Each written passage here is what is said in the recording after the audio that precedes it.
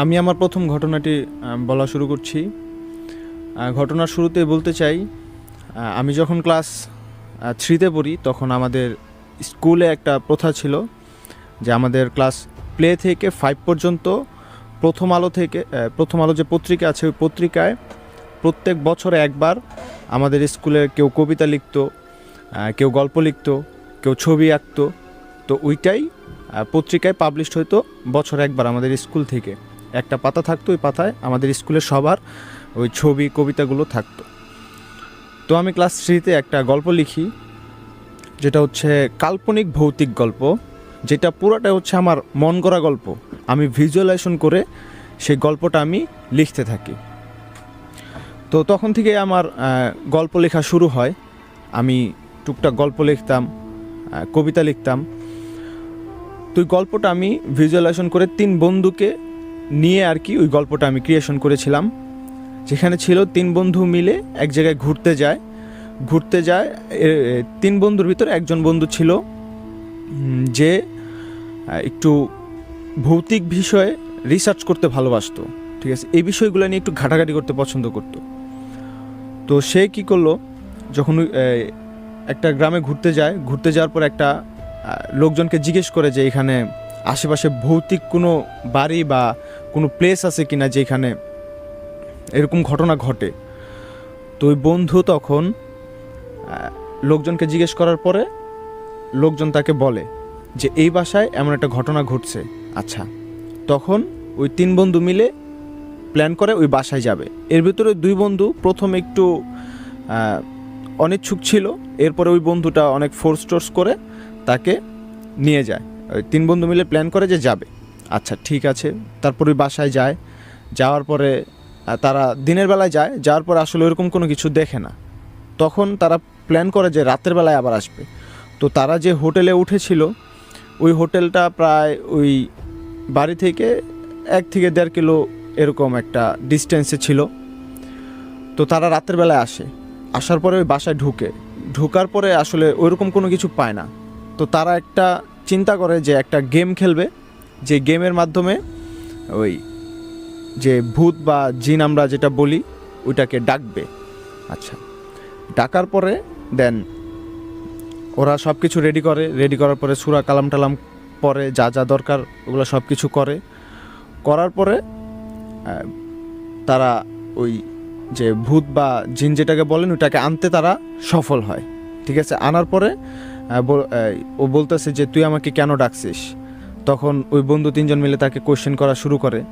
Question করার পরে বলে যে তুই এই বাসায় কী করছিস, কবে থেকে আছিস, বা এই বাসায় কী ঘটনা ঘটেছিল। তখন ওই মেয়েটা, ওই যেই ভূতটা ছিল এটা আর কি মেয়ে ছিল, তো সে সব ঘটনাটা বলে তাকে। যে ঘটনাটা এমন ছিল যে তার বাসার থেকে কিছু দূরে তার একটা রিলেশন ছিল ওই ছেলের সাথে। রিলেশন চলাকালীন অবস্থায় তার সাথে বেশ 2-3 বছর ধরে রিলেশন ছিল।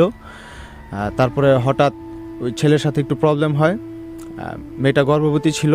ওই অবস্থায় সে আরেকজনকে বিয়ে করে ফেলে। তো তারপর মেয়েটা আত্মহত্যা করে। এরপর থেকেই সেই বাসায় আছে। এই আর কি আমার কাল্পনিক যে লেখা গল্পটা ছিল এইটার বেসিসে ছিল। আচ্ছা, আমি আগেই বলেছি আমি একজন সিনেমাটোগ্রাফার, আমি ওয়েডিং সিনেমাটোগ্রাফি করি।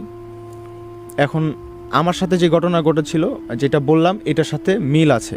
কি মিল আছে, আমি যখন কুষ্টিয়ায় আমার একটা প্রোগ্রাম পড়ে হিন্দু ওয়েডিং, আমি সেই ওয়েডিংয়ে যাই হচ্ছে 2022-এ। ঠিক আছে, আমি আমার বন্ধু অ্যাসিস্ট্যান্ট হিসেবে নিয়ে যেতাম। তো তখন সে যাইতে পারে নাই, আমার সাথে আমি কোনো অ্যাসিস্ট্যান্ট নেই। তবে আমার সাথে যে ফটোগ্রাফার ছিল তার একটা অ্যাসিস্ট্যান্ট ছিল। তো আমরা 3 জন কুষ্টিয়ায় যাই। বাকি অ্যাড্রেসটা ডিটেলসে না বলি। তো আমরা আমরা দুপুরের দিকে পৌঁছাই। আমাদের যে হোস্ট ছিল, মানে যার বিয়ে ছিল, আমাদেরকে রিসিভ করার পরে আমরা যাই তার বাসায়। তো তখন পর্যন্ত সব কিছু নর্মাল, ঠিক আছে, কোনো কিছুই প্যারানর্মাল ছিল না, সব কিছুই নর্মাল। তো আমাদের কাজ শুরু হচ্ছে আগামীকাল থেকে। তো আমরা আজকে চিন্তা করলাম যেহেতু আসছি আমরা একটু ঘুরি। তো আমরা ঘুরতে আমি এমন একটা বাংলোর সামনে যাই, যে বাংলোটা ওই যে আমি যে গল্পটা লিখেছিলাম ছোটোবেলায়, যে একটা ভিজুয়ালাইজেশন করে লিখেছিলাম, ওই ভিজুয়ালাইজেশনটা আমি আমার চোখের সামনে দেখতেছিলাম। ঠিক আছে, দেখছিলাম যে পুরা হুবহু। তারপরে জিজ্ঞেস করি আমি যে আসলে এই বাসাটা এরকম পরিত্যক্ত কেন, বা আসলে বাসাটা তো খুব সুন্দর, মানুষজন কেন থাকে না। তারপরে ওই আমার যে ভাইয়ের বিয়ে ছিল, যার অনুষ্ঠানে গিয়েছিলাম প্রোগ্রামে, সে বলল যে আসলে এটা পুরাতন অনেক হিস্ট্রি আছে, আমি আসলে সঠিক জানি না, আমি গ্রামে খুব কম থাকি তো এই কারণে হয়তো জানি না, তবে একটা ঝামেলা হয়েছিল যার কারণে এই বাসাটা পরিত্যক্ত, আর এই বাসায় কেউ ঢুকেও না, একটু ঝামেলা আছে আর কি, লোকজন আসেও না তেমন। আচ্ছা, তখন আমার ভিতরে যে কৌতূহলটা জাগা শুরু করে যে আসলে যে আমি যে ভিজুয়ালাইজেশন করে লিখছিলাম এটা তো অসম্ভব একটা বিষয়। আচ্ছা, তারপরে আমরা সবাই মিলে রেস্ট নিতে যাই, রেস্ট নিয়ে দেন আমরা বিকালে আবার বের হই। তখন আমি আমার এই গল্পটা আমি আমার ফটোগ্রাফার যে আছে তার সাথে আমি শেয়ার করতে থাকলাম। তখন সে বলল যে আচ্ছা ভাই, এটা তো খুবই ইন্টারেস্টিং, তো আপনারও কি প্ল্যান আছে কি না, যে যাবেন কি না, বা আসলে ওই 3 বন্ধুর মতো সে মজার ছলে বলছে যে আসলে 3 বন্ধুর মতো আপনিও যাবেন কি না, বা প্ল্যান আছে কি না। তো তখন পর্যন্ত এরকম কোনো কিছু ছিল না। তো আসলে হিন্দু রিচুয়ালে হয় কি, আমাদের ভোরের আগে আগে কিছু রিচুয়াল থাকে, আমাদের ওইগুলো শ্যুট করতে হয়, ফটো ভিডিও করতে হয়। তো আমরা ঘুমায় যাই, যে আবার ফজরের দিক দিয়ে উঠতে হবে। তো আমরা ফজরের একটু আগে আগে আমার ঘুম ভেঙে গেছে। ঠিক আছে, রাতে এমনি হালকা ঘুম হচ্ছিল, প্রপারভাবে ঘুম হয় নাই। তো আমি যখন ঘুম থেকে উঠছি, তো আমার কেমন জানি লাগতেছে, ঠিক আছে, মানে অস্থির অস্থির লাগতেছে, কোনো কিছু ভাল লাগতেছে না। তো আমি এসে বারান্দায় বসছি, বসার পরে আমার কাছে মনে হইতেছে যে আমার নাম ধরে কেউ ডাকছে। ঠিক আছে, কিন্তু ওই আমরা যে বাসায় উঠছি এই বাসা থেকে প্রায় বেশ কিছুটা দূরে ওই পরিত্যক্ত বাংলোটা। সো আমার মনে হচ্ছে আমাকে কেউ ডাকছে। তো আমার সাথে তো কোনো অ্যাসিস্ট্যান্ট ছিল না, ওই ফটোগ্রাফার ভাইয়ের সাথে যে অ্যাসিস্ট্যান্ট ছিল তাকে আমি ডাকি। তার নাম ছিল আবার সোহান। আমি বললাম যে সোহান ভাই, একটু এদিকে আসো তো। আচ্ছা, তুমি কি কোনো কিছু শুনতে পাচ্ছ? বলে যে ও ঘুমেছিল, ওরা ডাইকা নিয়ে আসছি। আচ্ছা, বলতে যে না ভাই, আমি তো কোনো কিছু শুনছি না। আমি বললাম আমার জানি কেন মনে হচ্ছে যে আমাকে কেউ ডাকছে। তারপরে সে বলে যে না ভাই, আমি তো কোনো কিছু শুনতে পাচ্ছি না। আমি বলছি আচ্ছা ঠিক আছে, তুমি যাও। তো আমি বসে রয়েছি, তো আমার ওই যে ওই চিন্তাগুলো আসতেছে। ঠিক আছে, তো আমি বের হয়েছি, আস্তে আস্তে বের হয়েছি। বের হওয়ার পরে রাস্তার দিকে হাঁটতেছি। তো আমি আবার স্মোকিং করি, তো হাতে একটা সিগারেট নিয়ে আমি হাঁটছি। তো হাঁটতে হাঁটতে যাচ্ছি, তো হঠাৎ একটা লোক আসছে, আয়সা বলল যে ভাইয়া এখানে কি করছেন? আমি বললাম যে ভাইয়া দাঁড়ায় আছি, এই যে বাসায় আসছি ফটোগ্রাফির কাজে, বিয়ের কাজে আসছি। তো সে আমার কাছে আগুনটা চাইলো, তাকে আমি আগুনটা দিলাম। পরে বললো কত দিনের জন্য আছেন? পরে আমি তাকে বললাম সব কিছু, যে 3 দিনের জন্য আসছি, শ্যুট শেষ করে আবার ঢাকায় ব্যাক যাব। পরে বললো যে আচ্ছা ঠিক আছে ভাইয়া, আসছেন, একটু সাবধানে থাকেন। সে আমাকে বলল। আমি বললাম সাবধানে থাকবো বলতে কি বললেন, আসলে সঠিক বুঝতে পারলাম না যে কেন, কোনো সমস্যা? পরে বললো যে না, একটু সাবধানে থাকেন, আসলে এই বাসাটাও তেমন ভালো না, মানে যে বাসায় উঠছি সে বলতেছে যে ওই বাসাটাও নাকি ভালো না। আমি বললাম যে আচ্ছা ঠিক আছে, ওকে। তারপরে ওই লোকটা চলে যায়। তো আমি আরও একটু গভীর চিন্তায় চলে গেলাম যে আসলে কি হচ্ছে আমি বুঝতেছি না। আসলে তখন আমার মেন্টাল অবস্থা অন্যরকম হয়ে যাচ্ছে আস্তে আস্তে, যে সে কি বললো এটা। আচ্ছা, তখন ওটা বেশি একটা কানে নাই, না নিয়ে আমি আবার বাসায় চলে গেছি। বাসায় চলে যাই, আর একটু পরে কাজ শুরু হবে, তো আমি আর ঘুমাই নাই। তো আমি আমার ব্যাটারি তারপরে ক্যামেরাগুলো সব রেডি করছিলাম, যেহেতু আমরা একটু পরে শ্যুটে যাব। তো সবাই উঠছে, ওঠার পরে যেন আমরা রিচুয়ালে গেলাম, শ্যুট টুট শেষ করলাম, আলো চলে আসছে, তারা ঘাটে গেল, পানি টানি নিল। তো এরপরে শেষ, এরপরে আমরা বাসায় ফিরছি। ফেরার পরে এখন একটু চোখে ঘুম ঘুম ভাব আসতেছে, ঘুমাইলাম, 3 জনই ঘুমাইলাম। উঠলাম হচ্ছে 11টার দিকে। উঠে এখন আমার মনে হচ্ছে যে আমি একটু বাসায় যাই, মানে আসলে ওই বাসাটা আমাকে একটু কানেক্ট করতে চাচ্ছে, মানে আমাকে ওই বাসায় ডাকছে আর কি, এরকম মানে আমার মন চাচ্ছে, ঠিক আছে, কিন্তু আমার শরীর চাচ্ছে না আমি যাই, ঠিক আছে, কিন্তু মন চাচ্ছে আমি যাই। আচ্ছা, এরপরে আমি ওই বাসার দিকে গেলাম। আমার যে ফটোগ্রাফার ভাই ছিল তাকে বললাম, সে বলল যে না ভাই আমি যাব না, আপনি যান। আচ্ছা, আমি হাঁটতে হাঁটতে গেলাম, তারপরে কিছু লোক ছিল ওইখানে, সামনে একটা টঙের দোকান ছিল, ওই টঙের দোকানে বসে আমি এক কাপ চা খেলাম।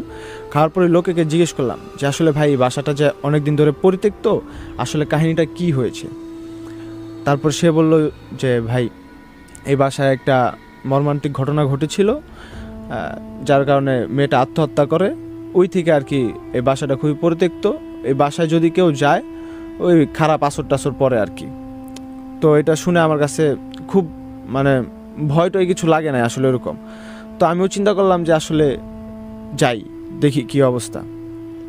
তারপরে ফটোগ্রাফার ভাইকে কল দিলাম, বললাম যে সে যাবে না, তারপরে আমি তাকে কল দিয়ে নিয়ে আসছি যে ভাই আসেন চা খাই, এই কথা বলে আনছি। আমার একা যাইতেও একটু ভয় ভয় লাগতেছিল। আচ্ছা, ভিতরে আমি গেলাম, যাওয়ার পরে হঠাৎ একটা কি বলি, মানে কোনো কিছুই নাই ওইখানে, হঠাৎ একটা ফুলের টপ উপর থেকে নিচে পড়ছে, ঠিক আছে, কিন্তু ওইটা পড়ার কোনো সম্ভাবনাই নাই, ওইখানে কেউ থাকে না, ঠিক আছে, গাছ নাই, একটা মরা ডাল ছিল, হঠাৎ উপর থেকে পড়ছে। যখন পড়ছে তো বিকট আওয়াজ হয়েছে, ভাইও ডরায় গেছে, আমিও ডরায় গেছি। তো ভাই বলতেছে যে ভাই এটা একটা খারাপ ইঙ্গিত, আমরা ভিতরে না যাই ভাই, ঠিক আছে। তো আমার কি লেগে জানি মন মানতেছে না যে আমার জানতেই হবে যে আসলে বিষয়টা কি হয়েছিল। আচ্ছা, তো ভিতরে যাই, ভিতরে যাওয়ার পরে আপনার দরজা সব তালা মারা ছিল, যাওয়ার কোনো অপশন নাই, কিন্তু ছাদে যাওয়ার একটা একক সিঁড়ি ছিল, মানে সাইড দিয়ে একটা সিঁড়ি ছিল যেটা সরাসরি ছাদে উঠে গেছে। তো আমরা ছাদে উঠছি, ছাদে ওঠার পরে দেখলাম যে ছাদটা খুব সুন্দর, কিন্তু বাট ওইরকম কিছু নাই। তো আসলে ওই দিন ওইরকম কোনো কিছুই হয় নাই, ভাবলাম যে শুধু শুধু আমরা মনের ভয় পাইছি। আচ্ছা, তখন আমরা আবার বাসায় চলে আসছি। বাসায় চলে আসে দুপুরের পরে আমরা আবার শুটে ফিরছি। আসল ঘটনাটা শুরু হয়েছে এইখান থেকেই। এরপরে আমরা যখন শ্যুট শেষ করছি, শ্যুট শেষ করার পরে আমরা সন্ধ্যা ঘনায় আসছে, এরপরে ফটোগ্রাফার যে ভাইটা ছিল ওই ভাইটা বলতেছে যে ভাই চলেন আমরা চা খাই। তো আমরা আবার ওই বাংলোটার সামনে যে চার দোকানটা আছে ওই চার দোকানে গেছি, কিন্তু আমরা যাই দেখি ওই চার দোকানটা বন্ধ। তো আবার একজন লোক আসতেছে, ওই চার দোকানদারটাই আসতেছে, পরে বলল যে ভাই আমি আজকে দোকান খুলতাম না, তারপরও কেন জানি মনে হইলো যে যাই দোকানটা খুলি, তো এর জন্য আয়সা দেখলাম আপনারা দাঁড়ায় আছেন, ঠিক আছে। আচ্ছা, যাই হোক, এটা সে দোকানটা খুললো, খোলার পরে আমরা বসলাম। বসার পরে ভাইকে বললাম যে ভাই আমরা তো ভিতরে গিয়েছিলাম, তো আসলে এরকম কোনো কিছু পাই নাই, তো আসলে কি মানুষের ক্ষতি টতি করে? পরে বলে যে ভাই আপনারা ভিতরে গেছিলেন? পরে বলছে হ্যাঁ। বলে যে ভাই আমরা মানুষ আসলে ভিতরে যাই না, তবে যদি ভুলবশত কেউ যায় আসলে তার প্রবলেম হয়, পরবর্তীতে প্রবলেম হয়। 2-3 জন বাচ্চাও নাকি মারা গেছে, খেলতে গেছিলো, ঠিক আছে, তারপরে মারাও গেছে 2-3 জন, তো এরকম ঘটনাও আছে ওই এলাকায়। তো আমরা আসলে এটা ওইরকমভাবে কোনো কিছু নাই। তো পরে ওই ফটোগ্রাফার ভাইটা বলতেছে যে আচ্ছা ঠিক আছে ভাই, যেহেতু এরকম ঘটনা এই জায়গায় আছে, আমরা তাহলে এই জায়গায় না থাকি, আমরা চলে যাই। আচ্ছা ঠিক আছে। তো আমরা যখন রাস্তা দিয়ে চাটা খাওয়া শেষ করে আমরা বিদায় নিচ্ছি, যখন রাস্তা দিয়ে যাচ্ছি তখন আমাদের মনে হচ্ছে যে আমাদের হাঁটতে খুব কষ্ট হচ্ছে, মানে আমরা হাঁটতে পারতেছি না, কিন্তু আমরা স্বাভাবিক, আমরা হাঁটতে পারতেছি না, মনে হচ্ছে যে সব শরীরটা কেমন জানি ভার হয়ে আসছে, আমরা হাঁটতে পারতেছি না। পরে ফটোগ্রাফার ভাইটা বলতেছে যে ভাই আপনি কিছু ফিল করতেছেন? আমি বললাম যে আমি তো কিছু ফিল করতেছি, কিন্তু আপনাকে তো বলতে পারতেছি না যে আপনি ভয় পান কি না, আপনি কি কিছু ফিল করতেছেন? সে বলে যে ভাই আমিও তো ফিল করছি। আমি বললাম আপনার কেমন ফিল হতেছে? বলতেছে যে ভাই আমার হাত পা চলতেছে না, ঠিক আছে, আর মনে হচ্ছে যে খুব দূর রাস্তা, ঠিক আছে, রাস্তা শেষ হচ্ছে না, এরকম মনে হচ্ছে। তখন বাজে হচ্ছে আপনার 9টা, 9:30 বাজে। আমি বললাম যে ভাই আপনি একটু দোয়া কালাম পড়তে থাকেন, পড়তে চলেন। তো আমি সূরা ফাতিহা, সূরা ইখলাস পড়তে যাচ্ছি। তো হঠাৎই পিছন থেকে একজন ডাকছে, বলছে ভাই আপনারা কোথায় যাচ্ছেন? ঠিক আছে, আমি বললাম যে তো আমার কিছু জানা আছে যে যদি পিছন থেকে কেউ ডাকে তাহলে পিছনে তাকাইতে হবে না, সোজা অ্যাভয়েড করে চলে যেতে হবে। তো এই কিছু কিছু বিষয় আর কি আমার জানা আছে, আমি এর আগেও শুনছি। তো আমিও সেম ওইটা আর কি ফলো করতেছি যে ভাই আমি পিছনে তাকাবো না, আপনিও তাকায়েন না, ঠিক আছে, হইতে পারে অন্য কিছু হইতে পারে। তারপরে পরপর 3বার ডাকছে, 3বার ডাকার পরে যখন সাড়া না দিছি তখন আর ডাকে নাই। তখন শরীরটা একটু আমাদের ফ্রি হয়েছে, আমরা আবার স্বাভাবিক অবস্থায় হাঁটতেছি। হাঁটতে হাঁটতে বাসায় গেলাম। বাসায় যাওয়ার পরে যা দেখি যে আমরা যেই বাসায় উঠছি এই বাসায় একটু ঝগড়াঝাটি হচ্ছে। ঠিক আছে, কী নিয়ে ঝগড়াঝাটি হচ্ছে আমরা জানি না, আমরা আর যাই নাই। তো পরে ভাই আসছে, ভাই আসার পরে বলছে ভাইয়া আমাদের একদিনের প্রোগ্রামটা একটু ক্যান্সেল করতে হবে। আমি বললাম প্রোগ্রামটা হঠাৎ কেন ক্যান্সেল করতে হবে? পরে একটু টাকা পয়সার বিষয় নিয়ে একটু ঝামেলা হয় যে ভাই আপনি একদিনের প্রোগ্রাম ক্যান্সেল করে দিলেও আমাদেরকে ফুল পেড করতে হবে, সে ফুল পেড করবে না। তো এই নিয়ে একটু তার সাথে তর্ক বিতর্ক হয়। আচ্ছা, পরে বললাম যে আচ্ছা ঠিক আছে ভাই, তাহলে আমরা কালকে চলে যাচ্ছি। পরে বললো যে আচ্ছা ঠিক আছে ভাই আপনারা কালকে চলে যান। তো আজকে রাতটা আমরা এখানে থাকবো, আমরা কালকে চলে যাব, প্রোগ্রাম একদিন ক্যান্সেল। আচ্ছা, তো যেদিন আমরা চলে যাব এদিন রাতের বেলায়, তো বললাম যে আমরা তবে সকালে রওনা হব, তাহলে আজকে আমরা ঘুমায় যাই। পরে বললো যে আচ্ছা ঠিক আছে। আনফর্চুনেটলি তাদের বিয়েটা পজ হয়ে যায়, যার কারণে আমাদেরকে ডিলে করে। আচ্ছা, তো ওই দিন রাতে আমার যে ফটোগ্রাফার ছিল ওই ফটোগ্রাফার ঘুমাচ্ছিল, আমি পাশে বসে বসে ফোন চালাইতেছিলাম। আমি রাতে 2টা-3টা পর্যন্ত ফোন চালাই, এরপরে ঘুমাই। তো সে বলতেছে যে ভাই চলেন ওই বাসায় যাবো। সে হুট করে বলতেছে ঠিক আছে চলেন ভাই ওই বাসায় যাবো। আমি বললাম যে কি বলেন ভাই, রাতের বাজে 12টা 12:30 বাজে, আপনি ওই বাসায় যাবেন? আপনি দেখেন নাই যে আপনার আজকে কি হইলো, আনফর্চুনেটলি কত ঘটনা ঘটলো, এরপর আপনি বাসায় যাবেন? বলে হ্যাঁ ভাই চলেন যাই ওই বাসায় যাবো। পরে ওইটা বলার সময় আমার কেমন জানি লাগতাছিল। ঠিক আছে, আমার এই যে এখনও মনে করেন যে শরীরের লোম কাটা দিয়ে উঠতেছে এটা বলার সময়। সে খুব ভয়ঙ্করভাবে বলতেছে যে ভাই চলেন আমরা ওই বাসায় যাব। তারপরে আমি বললাম যে না ভাই এখন তো সম্ভব না বাসায় যাওয়া, কয়টা বাজে, আর আমার এমনিও একটু ভয় ভয় লাগতেছে, কত কিছু ঘুরতেছে। পরে বলে যে না ভাই চলেন যাব। পরে আমি বললাম না আমি যাব না। তখনও আমি বুঝতে পারি নাই যে আসলে ওই যে খারাপ যে জিনিসটা ছিল ওইটা ওই ফটোগ্রাফারের ভিতরে ভর করছে। তো ভাই বলতেছে যে না ভাই আপনার যেতেই হবে, আপনি চলেন, ঠিক আছে আপনি শুরু করছেন শেষ আমি করব, ওই ফটোগ্রাফার বলতেছে। আমি বললাম কি কন না কন, কি শুরু করলাম আমি, আপনার কি মাথা ঠিক আছে? পরে বলতেছে না ভাই আপনি শুরু করছেন আমি শেষ করবো, আপনি চলেন। পরে এতক্ষণ পর্যন্ত সে আপনি করে বলতেছে, এখন বলতেছে যে তুই যাবি কি না বল, আমাকে বলতেছে। যখন বলছে যে তুই যাবি কি না বল, তখনই আমার সন্দেহ হওয়া শুরু হয়েছে। তখন আমি বললাম যে তুই কে বল। পরে বলল যে তুই তো জানোস সবই, তারপরে তুই এমন কেন করতেছস? আমি বললাম যে কি করলাম আমি? পরে সে বলতেছে তুই আমার গল্প কেন পাবলিশ করছস? কেউ তো আমার গল্প জানতো না, তুই আমাকে কেন অপমান করছস? পরে আমি বললাম আমি অপমান করছি? আমি তো কাউকে কিছু বলি নাই। তখন আমার হাত পা কাঁপতেছে, মানে ঠান্ডা হয়ে আসতেছে, আমি খুবই ভয় পাইছি, কিন্তু সেন্সলেস হই নাই, আমি কথা বলার মতো অবস্থায় আছি কিন্তু খুব ভয় পাচ্ছি। তো আমি ওইটা ভয় না পায়া, কারণ আমি জানি যে ভয় পাইলে আরও বেশি আসর পড়ে, তো আমি ভয় না পায়া এটা সুন্দরভাবে আমি ট্র্যাকেল দেওয়ার ট্রাই করছি। তখন আমি বললাম যে আমি কী পাবলিশ করছি।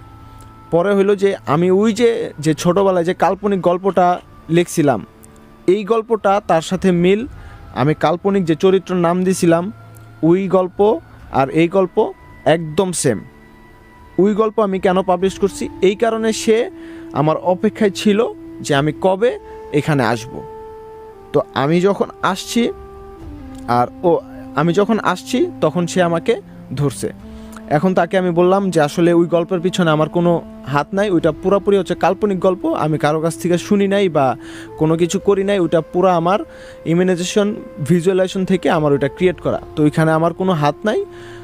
তো আপনি যদি ভুল করেন তাহলে এটা আর কি আপনার ভুল, যে আসলে ওইটা আমার কারো কাছ থেকে শোনা না, বা আমি ইচ্ছা করে ওটা পাবলিশ করি না, আপনার গল্প অনুযায়ী আমি ওটা লিখি নাই। তো এইটা যখন আমি তাকে বললাম, সে বলতেছে যে না তুই এটা ইচ্ছা করে করছস। পরে আমি বললাম না আমি আসলে এটা ইচ্ছা করে করি নাই। তখন সে বলল যে তুই যদি আর কোনো দিন এখানে আসস তাহলে তোর মার কোলে আমি তোকে আর কোনো দিন ফিরাই দেব না, তোরে আজকের মতো মাফ করে দিলাম, তুই আর কখনো এখানে আসিস না, কারণ তুই আমার গল্পটা পাবলিশ করছিস আর আমি চাই নাই যে আমার এটা কেউ জানুক। আসলে ওই মেয়েটা যার সাথে রিলেশন করছিল তার সাথে দৈহিক সম্পর্কে ছিল, মেয়েটা প্রেগনেন্ট ছিল, কিন্তু ফ্যামিলি কেউ জানতো না। এরপরে ওই মেয়েটা অন্য একজনকে বিয়ে করে ফেলে, তারপরে ওই মেয়েটা আত্মহত্যা করে। তো এই গল্পটা আমি কেন পাবলিশ করলাম, এই কারণেই ও আমার পিছনে ছিল। আসলে ওই গল্পটা আমি কাল্পনিকভাবে লিখছিলাম, ওই গল্পটা আমি কারো কাছ থেকে শুনি নাই। আর এই গল্পটা আমি লিখছিলাম হচ্ছে 2012 বা 2011 সালে, তখন আমি এই গল্পটা লিখছিলাম। আর এটার ফলন ঘটছে হচ্ছে 2022-এর শেষের দিকে, যখন আমি কুষ্টিয়ায় যাই তখন অলমোস্ট 10 ইয়ার্সের গ্যাপ। আর যখন আমি গল্পটা লিখছিলাম তখন আমি খুবই ছোট, তো তখন আসলে এরকম কোনো কিছু চিন্তা করে আমি লিখি নাই। এরপরে আমি আর কুষ্টিয়ায় কখনো প্রোগ্রামে যাই না। ইমপ্যাক্ট ওইটার যে ইফেক্ট এখনও আমার সাথে টুকটাক ঘটে। যখন আমি এই গল্পটা এখানে বলতে আসছিলাম তখন আমার অ্যাক্সিডেন্ট হয়, আমি পায়ে খুব ব্যথা পাই। মানে ও গল্পটা কোনোভাবেই পাবলিশ করতে চাচ্ছিল না, তো আমি আর কি কৌতূহলবশত যে কোনোভাবে গল্পটা বলতে চাচ্ছিলাম, যার কারণে আজকে আমার এই গল্পটা বলা। অনেক অনেক ধন্যবাদ জুবায়েদের কাছ থেকে আমরা বেশ কিছু ঘটনা শুনছিলাম। সো এরকম আরও ঘটনা কিন্তু আমরা শুনবো। সো জুবায়ের যেমন তার ঘটনাগুলো বলছিল, আপনিও যদি চান আপনার স্টোরিগুলো আগামী পর্বে বলবেন, তাহলে এখনই মোবাইল ফোনের মেসেজ অপশনে চলে যাবেন, গিয়ে টাইপ করে ফেলবেন শুরুতে RBS স্পেস নিজের নাম, নিজের লোকেশন আর প্রফেশন লিখে পাঠাবেন আমাদেরকে 26969 এই নাম্বারটিতে। সো আমরা একটা ব্রেকে যাব। ব্রেকে যাবার আগে আমরা কিছু বন্ধুর নাম ঝটপট করে পড়ে ফেলতে চাই। ফয়সাল রয়েছেন, রাজু রয়েছেন, সাব্বির রয়েছেন আমাদের সাথে, তাইবুর রয়েছেন আমাদের সাথে, রেদওয়ান রয়েছেন আমাদের সাথে প্রিন্স রয়েছেন আমাদের সাথে, এদিকে আরিয়ান রয়েছেন আমাদের সাথে, মাহফুজ রয়েছেন, জুয়েল রয়েছেন আমাদের সাথে, তিলোত্তমা রয়েছেন আমাদের সাথে, পিঙ্কি রয়েছেন আমাদের সাথে, মিজান আছেন আমাদের সাথে, হাফেজ মহিদুন রয়েছেন আমাদের সাথে, জাবির রয়েছেন আমাদের সাথে, রায়হান রয়েছেন আমাদের সাথে, মুক্তা বেগম রয়েছেন আমাদের সাথে, তাহমিনা রয়েছেন আমাদের সাথে, পিঙ্কি রয়েছেন আমাদের সাথে, রুনা রয়েছেন, ফারুক হোসেন রয়েছেন আমাদের সাথে, প্রিয়াঙ্কা ঘোষ রয়েছেন, আজিজ মৃদা রয়েছেন আমাদের সাথে, মহসিন আহমেদ রয়েছেন, আবু হানিফ রয়েছেন আমাদের সাথে, ইলোরা জামান রয়েছেন, হাবিব খান রয়েছেন, আরও অনেক অনেক বন্ধুরা কিন্তু যুক্ত হয়ে গেছেন। আপনিও চাইলে যুক্ত হতে পারেন www.facebook.com/jagofm এর পেজে অথবা www.facebook.com/rgudoy এর পেজে। যে যেখান থেকে লাইভটা দেখছেন লাইভে নিচে কমেন্ট করতে পারেন। But right now I need a break. ব্রেকে যাবার আগে বলে রাখি, ভূত studio brought to you by Pran potata. প্রাণ পটাটা চিপস না বিস্কিট, এটা নিয়ে একটা কনফিউশন কাজ করে আপনার মাঝে মধ্যে। সো একবার খেয়ে দেখেন, আপনার কাছে কি মনে হয় নিশ্চয়ই আমাকে জানাবেন। বাট এটা আমি বলতে পারি, এটা খেলে আপনার ভীষণ ভালো লাগবে। সো ব্রেকের পর হচ্ছে বাকি কথা। কোথাও যাবেন না, থাকুন উদয়ের সাথে জাগো FM 94.4 A. Hello guys, this is Rafsan ছোট ভাই। আমি নাকি সবকিছু রিভিউ করতে পারলেও এই বিস্কিটটা নাকি রিভিউ করতে পারবো না। স্পাইসি এন্ড ক্রিসপি, তাহলে তো এটা চিপস ব্রো, টেক্সচারটা একটু ডিফারেন্ট। এটা তাহলে বিস্কিট? নো ব্রো, এটা চিপস, এটা বিস্কিট, এটা চিপস, এটা বিস্কিট, এটা চিপস ব্রো। বাছাই করা আলুর সাথে স্পাইসি সিজনিং এর টুইস্ট এলো প্রাণ পটাটা। গাইস থামো, এটা চিপস নাকি বিস্কিট কে বুঝে নাও। Hello guys, this is Rafsan ছোট ভাই। আমি নাকি সবকিছু রিভিউ করতে পারলেও এই বিস্কিটটা নাকি রিভিউ করতে পারবো না। স্পাইসি এন্ড ক্রিসপি, তাহলে তো এটা চিপস ব্রো, টেক্সচারটা একটু ডিফারেন্ট। এটা তাহলে বিস্কিট? নো ব্রো, এটা চিপস, এটা বিস্কিট, এটা চিপস, এটা বিস্কিট, এটা চিপস ব্রো। বাছাই করা আলুর সাথে স্পাইসি সিজনিং এর টুইস্ট এলো প্রাণ পটাটা। গাইস থামো, এটা চিপস নাকি বিস্কিট কে বুঝে নাও। বিরতির পর আমরা আবারও ফিরে এলাম জাগো এফএম 94.4 আমি আর উদয় রয়েছি আপনার সাথে। এই মুহূর্তে আমাদের সাথে আমাদের দ্বিতীয় বন্ধু কিন্তু যুক্ত হয়ে গেছেন, আমরা তার সাথে কথা বলবো। তার আগে বলে রাখি, আপনি যদি চান জাগো এফএম এর পরবর্তী ভূত স্টুডিওর এপিসোডে আসবার জন্য, তাহলে মোবাইল ফোনের ম্যাচ অপশনে চলে যান, গিয়ে টাইপ করে ফেলুন RBS স্পেস নিজের নাম, নিজের লোকেশন আর প্রফেশন লিখে পাঠিয়ে দেন 26969 নাম্বারে। মিনিমাম 3 থেকে 4টা ঘটনা আপনার কাছে থাকতে হবে, যে ঘটনাগুলো আপনি রেডিওতে লাইভে বলতে চান। এই ঘটনাগুলো হতে পারে আপনার নিজের সাথে ঘটে যাওয়া, আবার হতে পারে এগুলো আপনি কালেক্ট করেছেন, আপনার ফ্যামিলি মেম্বারসদের সাথে ঘটে যাওয়া ঘটনাগুলো রেডিওতে এসে বলতে চাইছেন। সো আমি আবারও বলছি, শুরুতে মোবাইলের ম্যাচ অপশনে চলে যান, গিয়ে টাইপ করুন RBS স্পেস নিজের নাম, নিজের লোকেশন আর প্রফেশন লিখে পাঠাতে হবে 26969 নাম্বারে। শুধুমাত্র তাদেরকে বলা হচ্ছে যারা নেক্সট এপিসোডে ঘটনা রেডিওতে এসে বলতে চান। পরবর্তী গেস্টের সাথে আমরা এখন পরিচিত হব। আসসালামু আলাইকুম। ওয়ালাইকুম সালাম। একটু মাইক্রোফোনের কাছে আসতে হবে আপনার। কি নাম আপনার? নাদিম। নাদিম, কোত্থেকে জি। আসছেন? আমি যাত্রাবাড়ি থেকে আসছি। যাত্রাবাড়ি থেকে আসছেন। কি করেন আপনি? আমি ছোটখাটো একটা ব্যবসা করি। ব্যবসা করেন। ভূতে বিশ্বাস করেন? হ্যাঁ, এগুলো আগে বিশ্বাস করতাম না, এখন বিশ্বাস করি। আর দ্বিতীয়ত এগুলা দেখছি যে বাস্তব ঘটনা কিছু, এগুলা বলছি। মানে আপনার সাথে ঘটে যাওয়া হ্যাঁ, ঘটনাগুলো সব? সেটা বলছি। আর এখন যেটা বলবো, এখন যেগুলো আমি কালেকশন করছি সেগুলো আমি বলবো এখন। ওকে, আমার নাইস। আমরা বুঝতে পারছি যে আমাদের সেকেন্ড গেস্টের কাছে কিন্তু অনেকগুলো অভিজ্ঞতা রয়েছে, আমরা নিশ্চয়ই সেই অভিজ্ঞতাগুলো শুনবো। সো এখন আমাদের আবার সেই ননস্টপ ঘটনা শোনার পালা। সো একের পর এক ঘটনা শুনি, তারপর আবারও ফিরছি আপনাদের পাঠানো টেক্সট নিয়ে। সো আমরা এখন চলে যাচ্ছি আমাদের দ্বিতীয় অতিথির কাছ থেকে সরাসরি ঘটনা শুনতে। আসসালামু আলাইকুম। আমি যাত্রাবাড়ি থেকে আসছি। আজকে যে গল্পটা, আমার শ্রদ্ধেয় বড় ভাই এবং আমার বন্ধু, তার মামার সাথে যে ঘটনাটা ঘটছে, এটা বিক্রমপুর ঘোড়াদোর, পয়সাঘাট জায়গাটার নাম। তো অনেক দিন যাবৎ ওই এলাকায় যাই আসি, তো অনেক মোটামুটি সবার সাথে সম্পর্ক ভালো। তো আমার বন্ধু যে, ওর সাথে সম্পর্ক ভালো, কুদ্দুস ভাই, ওর আপন মামার সাথে যে হিস্ট্রিটা, তে ওর ছোটোবেলা থেকেই ওর মাছের নেশা ছিল, প্রচুর পরিমাণ মাছ ধরত। তাদের বাড়ির পাশে একটা খাল ছিল, ওই খালে মাছ ধরত, প্রায় সময় মাছ ধরত তারা। তো বেশ কিছুদিন মাছ ধরতে মোটামুটি যায়, সবার সাথে ভালো যায়, সবার সাথে যায়, আসে যায়, চায়ের দোকানে বসে চাটা খায়, আবার গিয়ে মাছ ধরে। তো বেশ কিছুদিন এইভাবে যেতে যেতে প্রায় 15-20 দিন চলে গেল এইভাবে।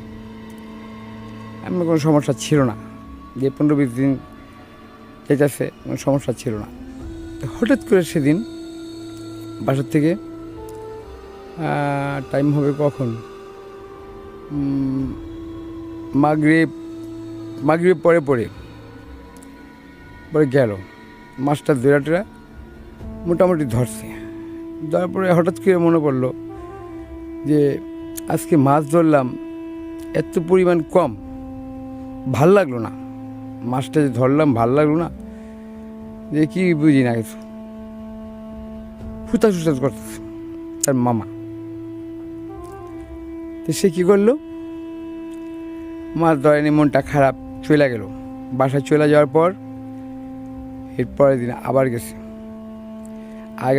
যাওয়ার পর চায়ের দোকানে বসলো, বৈশা গল্প করতেছে সবার সাথে। গ্রাম অঞ্চলতে তাই হয়, এটা সবার সাথে কথাবার্তা বলে, চায়ের দোকানে চাটা খায়, টিভি দেখে, সবার সাথে খুব মজা করে সবাই সব ধরনের সব কথা বলে, কে কী করলো, ওই ধরনের কথাবার্তা বললো, মানে এগুলি অনেকে আলোচনা করে। তা রিয়াজ মামা যে বললো যে আমি এখন যামুগা মাছ ধরতে, লগে যে পাশে, তুমি তো খালি মাছই ধরো, তোমার মাছ ছাড়া কি আর কিছু ভালো লাগে না? কিন্তু আমার মাছটি ভালো লাগে মাছ ধরতে। সে কী করলো, গেল, যাওয়ার পর মাছের যে খামটা, যেটা মাছ ধরে, ওটা পাইতে আসলো। পাইতে এসে কী করলো, সে আবার মাঠের সামনে গেল, মাঠের সামনে গিয়ে একটু বসলো, বসে একটা সিগারেট ধরালো। পাশে ছিল একটা কর্মস্থান, সেই কর্মস্থানের আশেপাশে ওই মুহূর্তে কেউ নাই।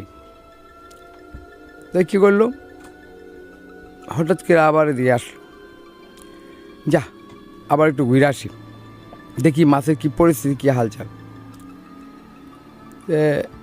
দেওয়ালের ভিতরে ওই যে কী কয় এটারে যে তাদের টান দেয়, এটা জানি না এটার নামটা কি। তে মাছের জালের সামনে যখন গেল, যাওয়ার পরে মাছটা যখন উঠে যাচ্ছে, তো আজকে মাছ পাইছি রে, অনেক মাছ পাইছি মনে হয়। আর ভাগ্যটা আজকে মনে মিলে গেছে, আজকে 3 দিন ধরে খালি কম মাছ পেয়ে যাচ্ছে, আজকে মনে প্রচুর পরিমাণ মাছ।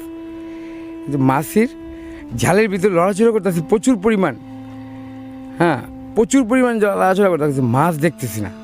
2-1টা যে মাছ দেখবো, মাছ দেখতেছি না। যাই হোক, ওইখান থেকে মাছটা ধরবো কিংবা টান দিব, ওই সুযোগটা সে পায়নি। জালটা যখন উঠেছে মাঝখানে দিয়ে ঝালের মাঝখানে একটা বগলায় গেছে, ঝালটা ছুটে গেল গা, বগলায় গেল গা, এত পরিমাণ মাছ উঠলো ওইখানে, মাছটা গেল গা। তার মাথার ভিতরে মানে আর ভালো লাগতেছে না, মানে টেনশন পড়ে গেছে গা যে এতগুলো মাছ গেল গা এইভাবে জালে, কী পরিমাণ বড় মাছ উঠছিল তা আল্লাহ জানে। তো সে কী করলো ওই মুহূর্তে, আর ওইখানে আর করলো না, মাছটা ধরতে পারলো না, মাছই করলো না, মনটা খারাপ করে সে কী করলো, হাঁটতে হাঁটতে চলে গেল ওই সেই চায়ের দোকানের সামনে, চায়ের দোকানটা চাটা খাওয়াটা চলে গেছে। তারপর এলা কী করলো, বাসার সামনে গেছে, বাসার সামনে গিয়া ঘটনা বলতেছে, আজকে এত প্রচুর পরিমাণ মাছ উঠলো, জালটা ছিঁড়া গেল গা। সে এখনও অনুভব করতে পারতেছে না এই জিনিসটা আসলে কী, যে কী পরিস্থিতি হয়েছে। আমাকে যেভাবে বললো ঠিক সেভাবেই মানে বলতেছি আপনাদেরকে। দর্শক যাই হোক, এখন মামা বলতেছে যে কী করি এখন, মাছটি পারলাম না ধরতে, 2টা দিন ধরে গেলাম, মাছ পাইলাম না, যাক দেখি কালকে কি হয়। যাক উদ্যোগ নিছে যে কালকে মাছটা ধরতে যাবে। এই কবরস্থানের সামনে দেয় হাঁটতে হাঁটতে হাঁটতে হাঁটতে ওই জালের সামনে গেছে। আমির নামে একটা লোক আসছিল, আবার আমির নামে একটা লোক এসেছিল, তারই 20 কদম কিংবা 25 মানে ফুট নিচে মানে দূরে, মানে তারা এতটুকু ডিফারেন্স মাছ ধরে। উনি একজন এখানে বসে, ওইখানে আরেকজন বসে।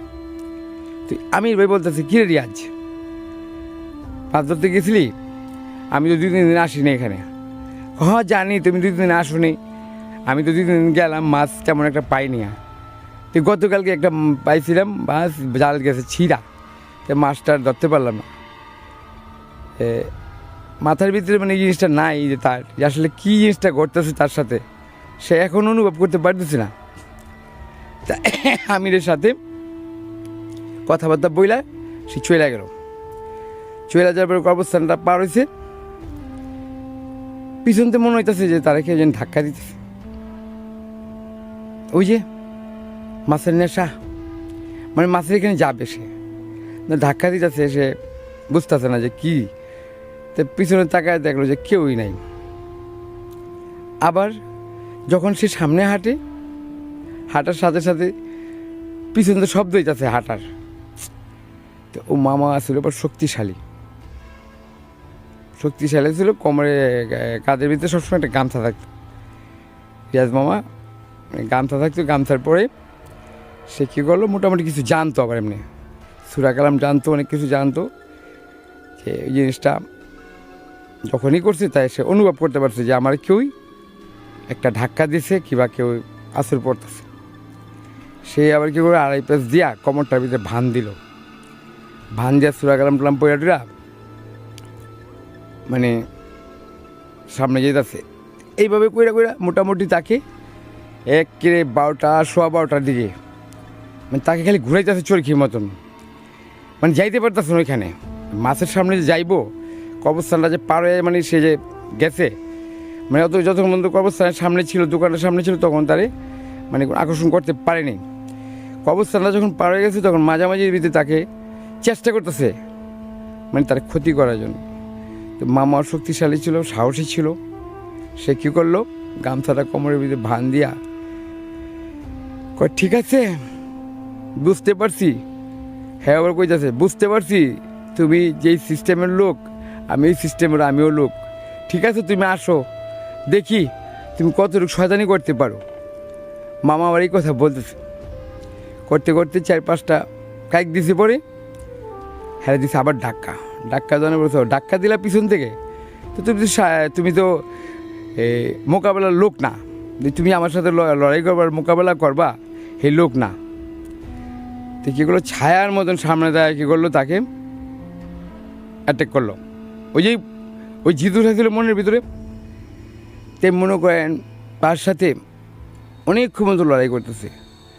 লড়াই করতে করতে মনে করেন যে তাকেও মানে আশার দিয়ে যাচ্ছে, সেও আশার দিয়ে যাচ্ছে, মানে গৈরাগুড়ি করতেছে, মানে কেউ নাকি মানে হারাইতে পারতেছে না। সেই চেয়েছে ওই যে গালার ভিতরে নিয়ে তাকে ফেলা দেবো খালের ভিতরে, আর মামা চেয়েছে কবরস্থানের সামনেতে তাকে মানে কেউ রেখে নিতে পারতেছে না, তাকে ফেলার জন্য মানে খালের ভিতরে চেষ্টা করতেছে শয়তানটা, যে লড়াই করতেছে অনেকক্ষণ পর্যন্ত, আর সেও চেষ্টা করতেছে মানে কবরস্থানের সামনে তারা লয়ে যাবো, ওই শয়তানটা তারা নিতে যাচ্ছে না।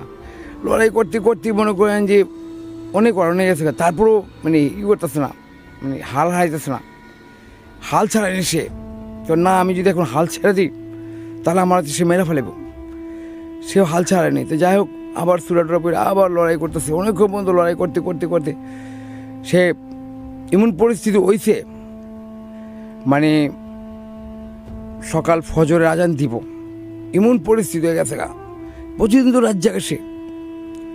তো যাই হোক, যখন আজানটা দিব তখন মনে করেন যে সে আজানেরই করতে পড়ে তার শরীরের থেকে সইরা গেছে, ওই যে শয়তানটা চলে গেল। তারপর এলা হারিকেন নিয়ে দুর্বল লেগেছে সামনে গাছ ছিল, একটা আম গাছ ছিল, আম গাছের নিচে গিয়া সে বৈশা অনেকক্ষণ পর্যন্ত সে চিন্তা ভাবনা করতেছে যে আমার আজকে এইভাবে হয়রানি করলো, মারলো, শয়তানের লড়াই করলাম। আমির নামে যেই লোকটা, এখানে একটু মিসটা যের মধ্যে যে লোকটাকে ডাক দিছিল, আমির নামে একটা লোকের ডাক দিছিল, সে অনেকক্ষণ মতো ডাক দিছে, কিন্তু সে কথা শুনতে পায়নি। রাত্রে তো এমনি অন্ধকারে ডাক দিলে করলাম অনেকক্ষণ পর্যন্ত শব্দ পাওয়া যায় জোরে, আস্তে কথা বললো। তা আমিরকে ডাক দিছিল, এর মধ্যে অনেকবার ডাক দিছে, সেবেলা শুনতে পায়নি, মানে শয়তানে এরা করে ফেলেছে, ভর করে ফেলেছে। তখন আমিরা দেখতেছে দূরের থেকে যে রিয়াজের হারিকেন জ্বলতেছে, রিয়াজই সামনে গেছে। সামনে যাওয়ার পরে রিয়াজ কী অবস্থা কয়, তোরে ডাক দিলাম তুই আসলি না, আর আমার দেখ কী অবস্থা কইরা ফেলেছে, গিয়া দেরে খামছে, এমন তার শরীরের পরিস্থিতি মানে আদামারা করে ফেলেছে তারে। তো ওখান থেকে কী করলো, আমির তাকে ধরাধরি কইরা বাড়িতে নিয়ে গেল। বাড়িতে নিয়ে অনেকক্ষণ মধ্যে তাকে নুন পানি টানি খাওয়াইলো, কবিরাজ টবিরাজ আনিলো। তাই আয়না হুজুর টুজুর ঝাড়া দেওয়ার পরে তাকে বলতেছেন যে তুমি যেভাবে গেছো, কিংবা তোমারে বাধার পথে তোমাকে মনে হয় কোনো বাধা পড়ছিল কোনো কাজে, এই কারণে তোমার আক্রমণটা করছে, কিংবা তোমার উপর দিয়ে অনেক আগে খাট ছিল, এর জন্য হয়তো তোমার সাথে এই ধরনের ঘটনা ঘটছে। তো এই শয়তানটা আর এমনি 2 দিন 1 দিন ভিতরে আর তার সাথে কোনো দেখা হওয়া যায়নি। এখানে এর মামা ভয় পাইতেছে যে মাছ ধরতে যাওয়া যত কিছু হোক, সে তো মানে মানুষ, আর তো শয়তান, যত কিছু হোক শক্তিশালী হোক, আর নিজে একটা মনে একটাই করলো যে আমি আসলে মাছ আর ধরবো না, আমার এত যে ঘটনা ঘটছে আজকে, মাছ আর ধরবো না। যাই হোক, এখানে চায়ের দোকানের সামনে গিয়ে 10টা 10:30টার সময়, এরপরে সপ্তাহখানি পর চায়ের দোকানের সামনে গিয়া চাটা খায়াটা পিছন থেকে তারা গাইবি ভাই বলল, বাইচা গেলি যে আর এখানে আশেপাশে যে তোরা যেমন না দেখি, যাক তুই ছাড়ছস, তুই বাইচা গেলি গাইবিভাবে সে কথাগুলো শুনলো। শোনার পর আর কোনো কথা বলেনি, সে সিগারেট কী করলো, যখন এই কথা বললো একটা সিগারেট ধরে হাঁটা শুরু করলো এই কবরস্থানের সামনে। আজকে পর্যন্ত এই রিয়াজ মামার যে গল্পটা, এটা আজকে পর্যন্ত শেষ হলো। নেক্সট যেই গল্পটা আমি আপনাদেরকে বলবো, এটা কালীবাড়ি বাসাবো একটা দিঘি ছিল, যে কাজল ভাই আমাদের শ্রদ্ধ ভাই এলাকার, তো এই যে ভূতের স্টোরি অনেক শুনতে ভালো লাগে তার, যে সে অনেক দিন ধরে এই গল্পটা বলবে আমার কাছে, মানে সে কাজে ব্যস্ত থাকে, ওই আসতে পারবে না এখানে স্টুডিওতে। সবাই কাজ কামে ব্যস্ত থাকে, নাদিম ভাইয়ের সাথে যোগাযোগ করি, নাদিম ভাইয়ের সাথে যোগাযোগ করে সে যে নিজের ইচ্ছায় ওইখানে আসলো, আমার দোকানে আসলো, দোকানে আইসা এই গল্পটা বলতেছে আমাকে। যাই হোক, আজকে গল্পটা এখন বলবো যেটা, এটা হলো কালীবাড়ি চিতাখলা, এখানে একটা আছে।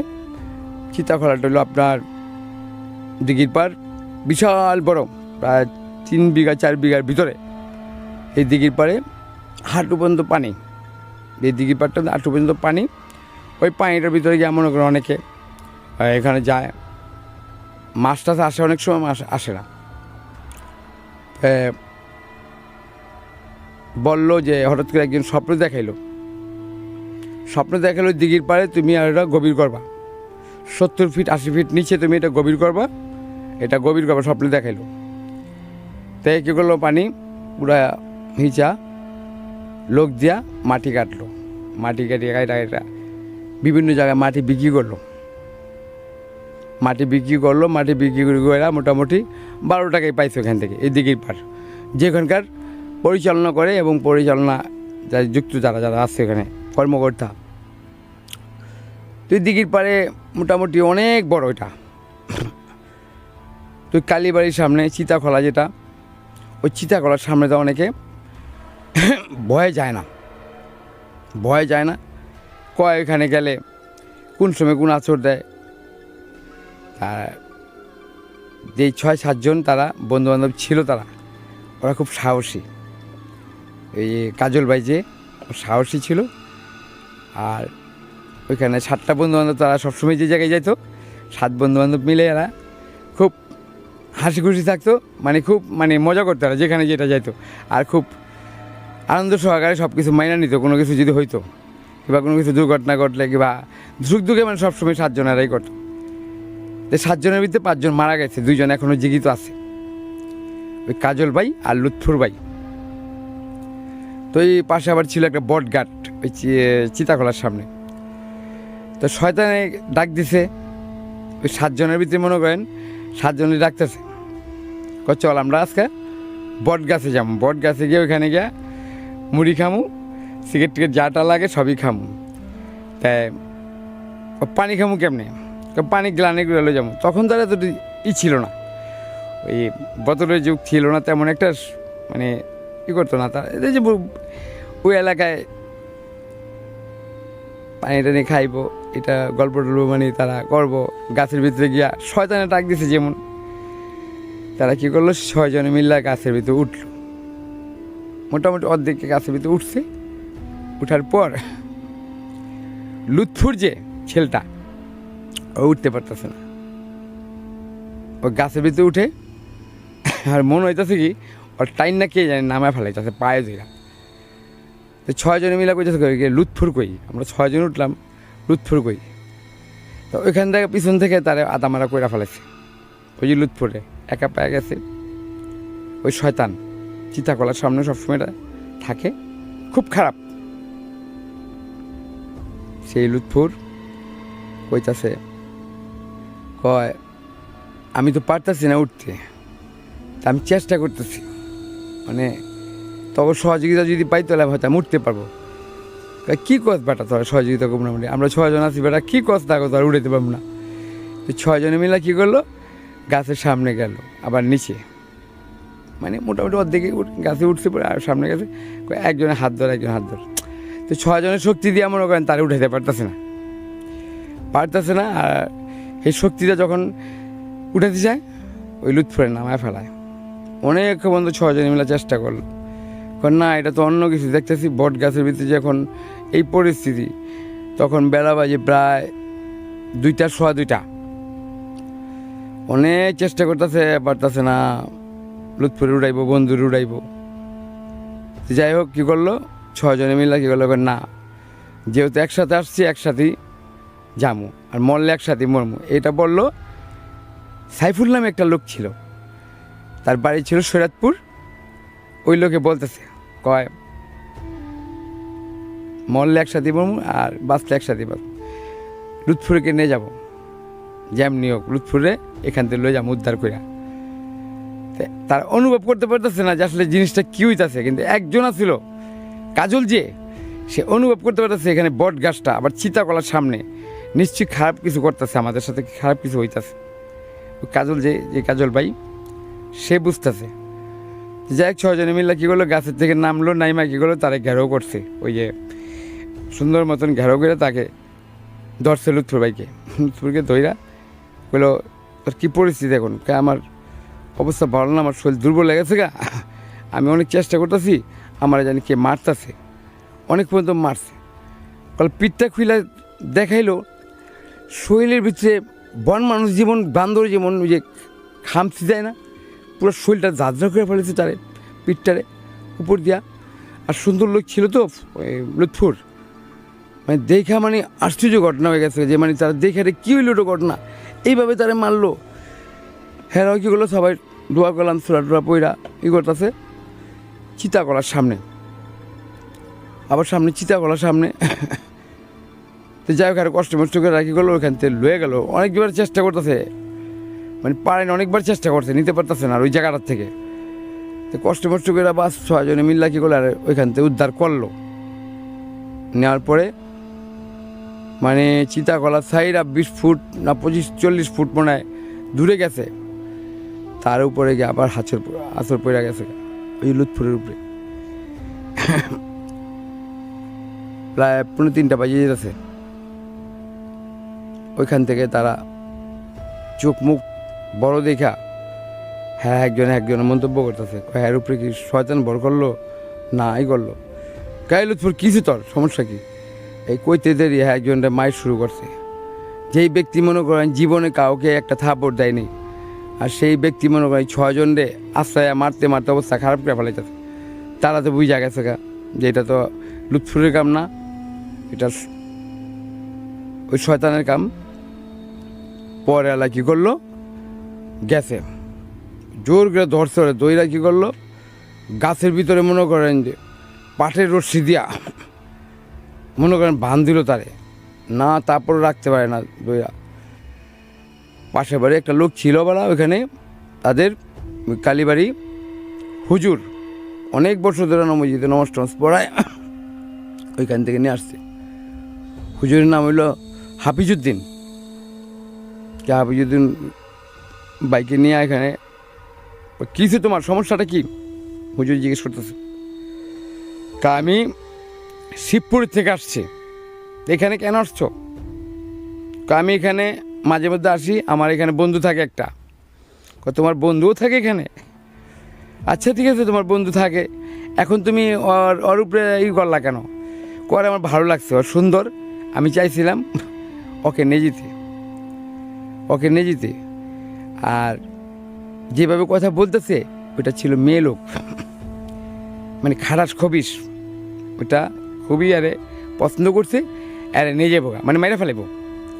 কাউকে চেষ্টা করছি যে আরে 7 জনের মধ্যে খুব আমার পছন্দ হয়েছে, আমি চাইছিলাম ওরা নিয়ে যেতে। এখন তোমার সিদ্ধান্ত কি এখন বলো, তুমি এখন এখান থেকে তুমি কীভাবে যাইবা বলো? না আমি তো যাওয়ার জন্য আসিনি, ওই যাওয়ার জন্য আসিনি। আচ্ছা ঠিক আছে, তোমার যাওয়ার জন্য আসিনি, এই ব্যবস্থা আমার কাছে আছে। হুজুর আবারই কথা বলতেছে। কী করলো, সামনে মরিচ আছিল, ওই শুকনা মরিচ তাদের বাড়িতে, শুকনা মরিচ টরিচ নিয়ে আসে পুরা দিতেছে।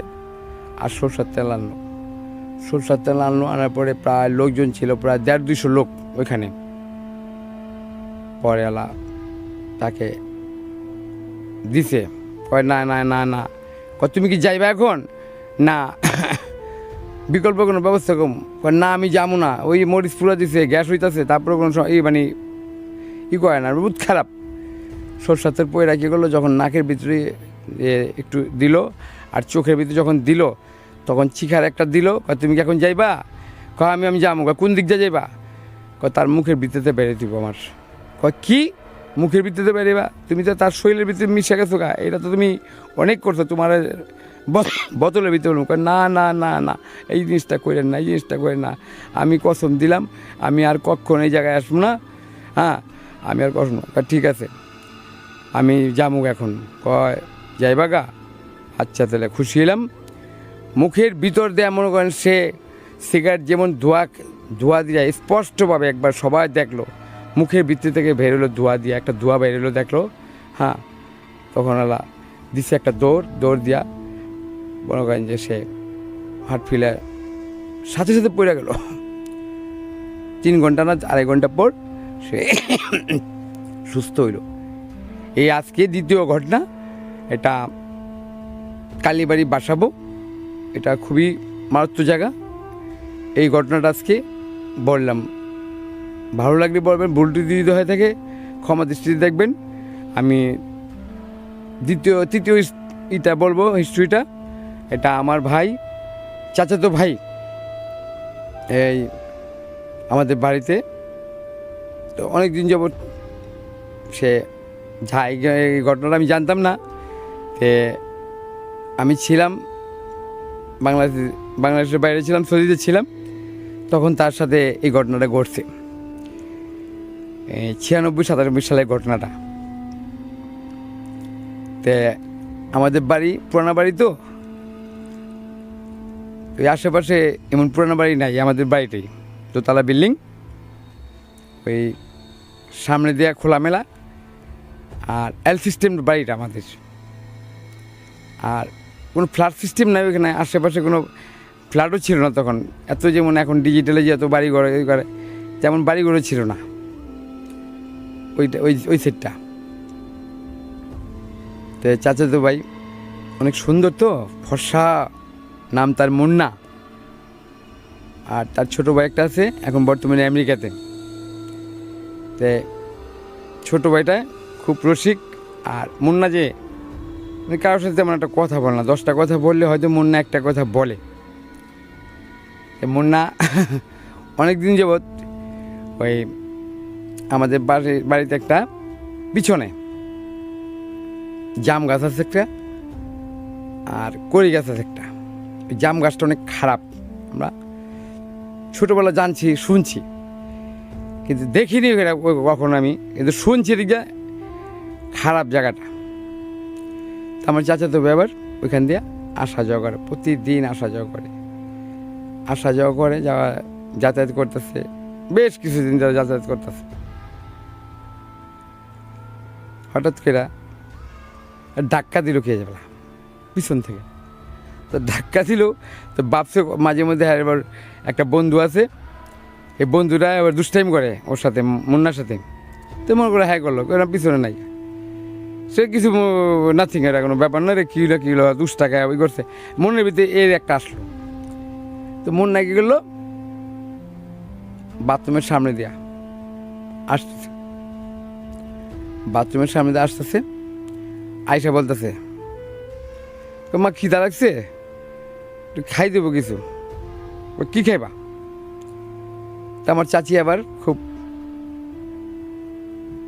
আদর করে, মানে সবাই সন্তানকে খুবই আদর করে। হ্যাঁ, কী খাইবা? খাও। কোনো হালকা পাতলা কিছু খাই দেবো আম্মু, হালকা পাতলা খাই দেবো। কী করলো, হালকা পাতলা খাইতেছে কেমন, ওই বিস্কিট খেলো, একটু চা খেলো, খায়া দেয়া বাথরুমের সামনে যাইতেছে, তে হাঁটতে ছোটো ভাইকে বলতেছে, হিরো তুমি কি যাবো আমার সাথে? কয় না দাদা ভাই তুমি যাও, আমি যাবো না। কয় না তুমি তো আসো বুড়ি। তো কী করলো, বাথরুমে না গিয়ে কী করলো, অন্য সাইডটা গেল। আর ও জানতেছে যে বাথরুমের সামনে যাবে। তো ছোটো যেইটা আদর করবো বড় ভাইকে, সে আদর করলো কাকে? ছোটো ভাইকে। গিয়া কী করলো, উল্টা সিধা কথাবার্তা বলতেছে। ছোটো ভাই এত ভদ্র ছেলে, তারা 2 ভাই উল্টা সিধা কথাবার্তা বলতেছে। তো ঘরের ভিতরে কী করলো, প্রায় মিষ্টি ছিল অনেক, আর অন্যান্য খাবার ছিল, সবগুলি খাবার শুরু করছে। তো এগুলো দেখা হাসতে মরে যাচ্ছে মানুষ, আর 4-5 জন। হিরো গেলে কী শুরু করছে এগুলা, যে রাগ কষে গেছে এইভাবে খাইতেছে যেভাবে। হ্যাঁ, মানে খাওয়ার যে একটা আছে না, সৌন্দর্য আছে না, ওই জিনিসটা মানে তার ভিতরে দেখতেছে না। দেখা অনেক করতেছে, এত মিষ্টি কেমনে খাইতেছে সে। হ্যাঁ, যেই ব্যক্তি একটা দুইটা মিষ্টি বেশি খাইতে পারে না, এত মিষ্টি কেমনে খাইতেছে? হ্যাঁ, মিষ্টি সবসময় ওই আমার বড় কাকা আবার মিষ্টি পছন্দ করতো, যে বাচ্চাদেরকে সবাইকে সবসময় মিষ্টি নিয়ে আসতো, তো ঘরে সবসময় মিষ্টি রাখতো, তো মিষ্টি মিষ্টি খাইতো আর কইতো যে মিষ্টি খাইবা মাথার ব্রেন পরিষ্কার হইব, এটা জ্ঞান হইব। কাকা সবসময় বলতো, বড় কাকা। তো এই যে জিনিসটা মুন্নাকে ধরার কথা ছিল ধরলো ছোটো ভাইকে ধরার পরে এরা পারতেছে না, ঘরের ভিতরে যা কিছু ছিল একে সব ছিন্ন ভিন্ন করে ফেলাইছে, উড়াধুরা ফেলাইছে, আর সবাই চিৎকার দিতেছে। আমার ছেলের কী হলো? আমার চাচিও বলতেছে, আমার চাচাতো বোন হ্যাপি, সেও কাঁদতেছে, আরেকটা যেটা মুন্নার বড় যেটা লাকি, ও কাঁদতেছে যে আমার ভাইটার কী হলো, ছোটো ভাইটার এই অবস্থায় কাঁদতেছে। এই অবস্থায় দেখা কোনো ভাই বোন সবাই চিৎকারে ছুটে, আশেপাশের লোকজন ছিল মানে আমাদের বাড়িতে আসলে মানে সাঁকু দিয়ে পার হয়ে যেত। এখন যে রাস্তা রয়েছে রাস্তাটাকে ছিল না, ওই সাঁকু দিয়ে মনে করেন যায় তো একের লোকজন বইরা গেল পুরা বাড়ি। কী হয়েছে? হিরোরে ধরছে পেট নিয়ে, মানে বিভিন্ন ধরনের কথাবার্তা বলে, বিভিন্ন ধরনের মানে বলতেছে, কিন্তু তাকে কিছু করতে পারতেছে না যে হিরোর কী হইল এটা। তো মুন্না কী করলো, ডাকতেছে কারা ডাকা যায়, হুজুরও নাইকা। হুজুর আবার ওই সময় এমন একটা সময় গেছে, ওই হুজুর আবার আরবি পড়ায়, বিভিন্ন জায়গায় গিয়া হুজুর আরবি পড়ায়।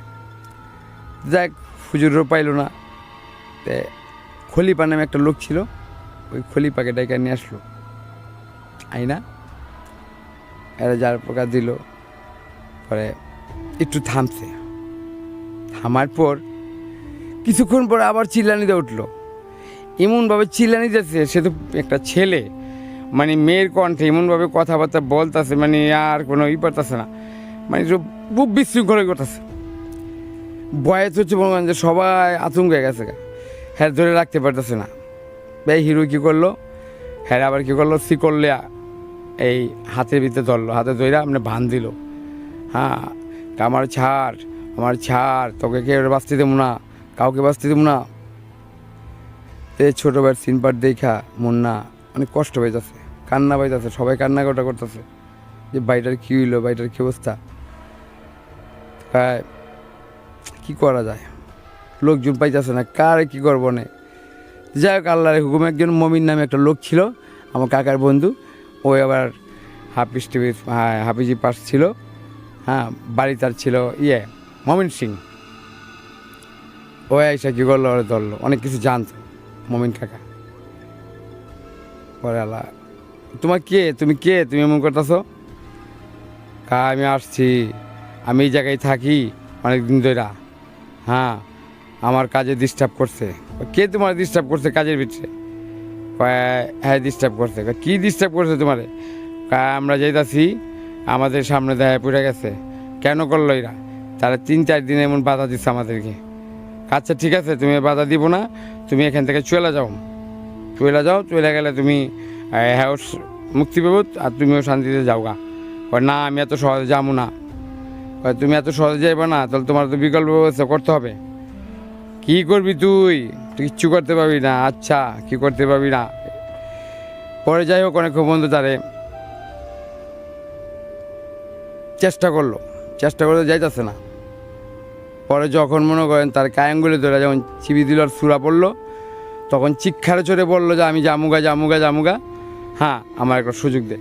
আচ্ছা ঠিক আছে, সুযোগ তোমার দেবো। তো লোকজন যখন ছিল, গেটটা খোলাও। গেটটা যখন খোলাইছে, মনে করেন একেবারে আমাদের বাড়িতে যে কড়ি গাছটা ছিল আর জাম গাছটা ছিল, কড়ি গাছের এক ডালি ভাইঙ্গা, একেবারে মাঝখান থেকে ডালিটা ভাইঙ্গা মনে করেন সে ছাড়া পড়ছে। তে সেই চাচাতো ভাই 3-4 দিন মতো অসুস্থ ছিল, ঝাড় পাকা দিল, জুটের পানি টেনে দিল, তারপর সুস্থ হইল। যে এই তৃতীয় গল্পটা বললাম, এটা আমি যা কিছু বলতেছি আমার নিজের কোনো গল্প নেই, সবই কালেকশন করা গল্পগুলা। তাই যদি ভালো লাগে বলবেন, আর ভুলটু দিন মাপটা ফুরে দেন ভাই। আমি তো আর এগুলা শুনছি, বাস্তব তো আর দেখিনি, শুনছি এগুলা। যাই হোক, পরে নেক্সট আরেকটা গল্প, ওই কাজল ভাই কাজল ভাইয়ের আরেকটা গল্প আছে, তার আপন ভঞ্জামাই আর কাজল ভাই। এটা 90-92 সালের ঘটনা। তারা এক জায়গায় ভবনে যাবে, তারা ঘুরতে, শালা দুলাভাই একসাথে। তো মোটামুটি ব্যাগে কাপড় চোপড় নিচ্ছে, হ্যাঁ দুজনে ঘুরতে যাইব।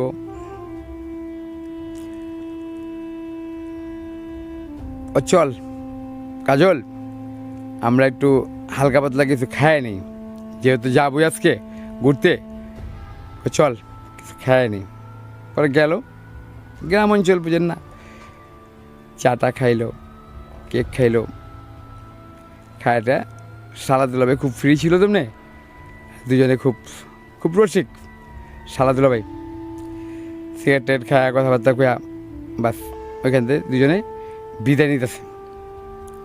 তো গ্রাম অঞ্চলে দেখবেন এই চকের মাঝখান যে ওটা ছোট থাকে, আইল থাকে, ওইটাতে হাঁটার একটা থাকে, ওইখানটা দুজনে হাঁটতেছে।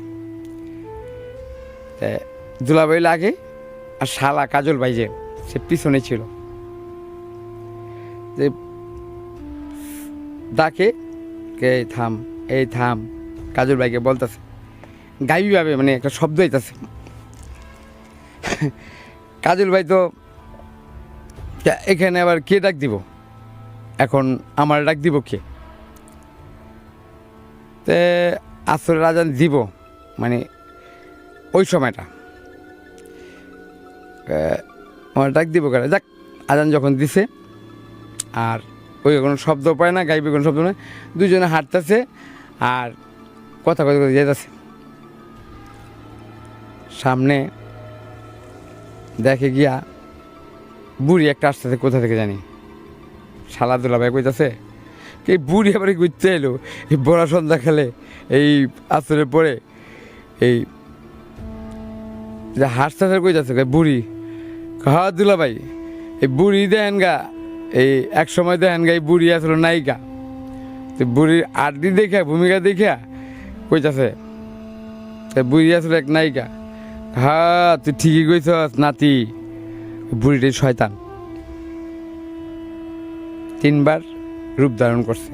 তারা যখন সামনে চলে গেছে, যখন এই কথাটা বললো, হাঁটতেছে, আবার একটা বিলাইয়ের রূপ ধরে সামনে দিয়ে যাচ্ছে, কালা বিলাই। ওই বারবার খালি ইয়ে কাজলের দিকে তাকায়, কাজলের দিকে তাকাইতেছে, কয় দুলাভাই দেখছেন বিলেটা কেমন যাউরা, হারামজাদা দেখলে আমার দিকে তাকায় থাকে। তারও ধারণা করতে পারেনি যেটা আসলে শয়তান। তো কাজলের দুলাভাইটা ওইটা আবার খুব দুষ্ট ছিল, চঞ্চল টাইপের ছিল, কিন্তু লোক খারাপ না, মানে লোক ভালো। দেখ রে বিলাই, তোর মতন কম আমিও বান্দর, হচ্ছে কম বান্দর, আমি কম না, মানে ভাই যাই মরিস সরেন যা। এ কথা কইতে পরে মেয়া মা কয়ে কি গেলো, পিছন থেকে সামনে থেকে পিছনে ঘুরে গেল, ঘুরে গেছে পরে কাজল আবার কইতেছে, কই দেন আবার পিছনে আইছে, লক্ষণ তো ভালো দেখতেছি না। ইয়ে বলতেছে হারামজাদা ডিস্টার্ব করতেছে, আমরা যাইতেছি এক জায়গায়। থাক, এখানে বিলারে বৈকা সামনে থেকে গেল, রোডের মাঝখানে মোটামুটি উঠছে, চোখ দিয়ে পার হয়ে রোডের মাঝখানে উঠছে, উঠে পরে হঠাৎ করে লাল শাড়ি পরে সুন্দরী এক মাইয়া, 18-19 বছরের মেয়ে সামনে দাঁড়ায় রয়েছে। তে বলতেছে তো দুলাভাই ওই কাজল আবার কইতাছে, এমন একটা যদি মেয়া পাইতাম আমি এই মেয়েটা বিয়া করতাম, যদি এমন একটা আমার লাগে একটা দুলাভাই মাইয়া দেখতেন আমি বিয়া করতাম। কয় তুই কি আসলে মাথা ঠিক আছে তোর, কি কইতাছ তা কইতাছ, আমরা যাইতেছি এক জায়গায়, তুই কি কইতাছ? শালার এগুলো ধমকিটা বহাই দিল। হ্যাঁ, ভাবতেছে যত গাড়ির লেগে দাঁড়া রয়েছে কিংবা কারণ যাইব, মানে এমন একটা পজিশনে সে দাঁড়াইছে, ভাবতেছে মানে তারা ভাবতেছে যে হয়তো কোনো গাড়ির জন্য অপেক্ষা করতেছে, গাড়ি আসলে সে চলে যাবে। আবার সামনে দিকে দেয় সাদা শাড়ি পরা অনুরূপদেরা, সাদা শাড়ি পরা অনুরূপদেরা কী করলো, এই দাঁড়াইলো, মানে মধ্যবয়সী একটা মহিলা, তো ইমন করে দেখতেছে ঘটনা কি, হ্যাঁ অনুভব করতে পারতেছে না এখন। তো কাজল তো আবার একটু পুংটা ছিল বেশি, তো এগুলো আবার নিয়ে আবার হ্যাঁ এটি বিশ্বাস করতো। তো ওই কাজল কী করলো, কয় দুলাভাই আর তো কেউই না, এটা তো শয়তান আমাকে নাচাইতেছে। যাই হোক দুলাভাই এই কী কস, হ্যাঁ আমি বুঝতে পারছি এগুলা, এখন বুঝতেছি দুলাভাই আমাদের সাথে তো অনেক কিছু ঘটনা ঘটছে, এটা বুঝতেছি এখন বুঝতেছি দুলাভাই। যাই হোক দুলাভাই আপনি আমার হাতটা ধরেন, আপনার হাতটা আমি ধরি, দুজনে হাত ছাড়বেন না। হ্যাঁ হ্যাঁ চেষ্টা করতেছি যে একলাই করলেই আক্রমণটা করবো। তো শালা দুলাভাই করলো, সিগারেট একটার পর একটা ধরাইতে আছে রাস্তায় হাঁটা, যে পর্যন্ত গাড়ি না আসবে সে পর্যন্ত মানে সে যাইতে পারতেছে না। আর অটো রিক্সার কোনো চালক মানে তখন ছিল না। আর রিক্সার এমন একটা পরিস্থিতি হয়ে গেছে মানে রিক্সা আইতাছে না, তার হাঁটতেছে অনেকক্ষণ মতো হাঁটতেছে, প্রায় 20-25 মিনিট পর্যন্ত হাঁটছে। হাঁটার পরে এই গাড়ি স্ট্যান্ডে গেছে, গাড়ি স্ট্যান্ডে যাওয়ার পরে গিয়া দেখে হালকা হালকা বৃষ্টি পড়তেছে ওই জায়গাটার ভিতরে। তাকে অনেক চেষ্টা করছি যে অনেক ধরনের রূপ ধারণ করে অনেক কিছু করা, কিন্তু সুযোগ পায়নি। ওই দুজনে একসাথে ছিল বলে তারা বাইচা গেছে। এই পরিস্থিতি মনে করেন এই দেখা দেখি কইরা দুজনে আলোচনা করতেছে লোকজনের সাথে, সবার সাথে। দেখ আল্লাহ দিলে বালা সুন্দর মতন তারা গেছে। আমি নাদিম, আজকে এইটাই আমার শেষ গল্প। এটা আমার নিজের গল্প না, আমাদের পাশের বাড়ি আমার এক ভাই আছে, বাড়ি তার নরসন্দী, তার নাম হইল শাওন। তে এই শাওন ভাই অনেকদিন যাবৎ ঘোরাফেরা করে, সবার সাথে আনন্দ ফুর্তি করে। তে শাওন ভাই লোক হিসেবে খারাপ না, লোক ভালো, সুন্দর মানুষ। তো সবাই দেখলে এরা কয় সুন্দরী সুন্দরী, আমরাও বলতাম সুন্দরী সুন্দরী। তো এই ভাই যত দুষ্টাইম ফাত্রাইম করতাম সবার সাথে এই করতো, মানে কোনো রাগ ছিল না, তার মনের ভিতরে কোনো রাগ ছিল না, সে অনেক ভালো লোক। তাই অনেকদিন যাবৎ চাচার লগে যায়, মামার লগে যায়, ভাইয়ের সাথে যায়, বন্ধুর লগে যায় বাজারে ঘুরতে। তাই হঠাৎ একদিন একা গেছে। আর ওই সময়টা মানে দিনেও মানুষ মানে ওই রোডটা চলাফেরা করে না। সেও বুঝতে পারেনি যে আসলে কি হইব, আর এই রোডটা যে খারাপ কিংবা জায়গাটা খারাপ জানতো না, কখনো শুনেনি, আর এই আলোচনা হয়নি। তো প্রতিদিন মোটামুটি ওই রোডটা 2-5 জন চলাফেরা করে, মানে দিনে তো যাবে দূরের কথা, রাত্রে তো ভুলে আসে না, প্রশ্নে আসে না। তো ওই রোড দিয়ে কী করলো, সে যাইতাছে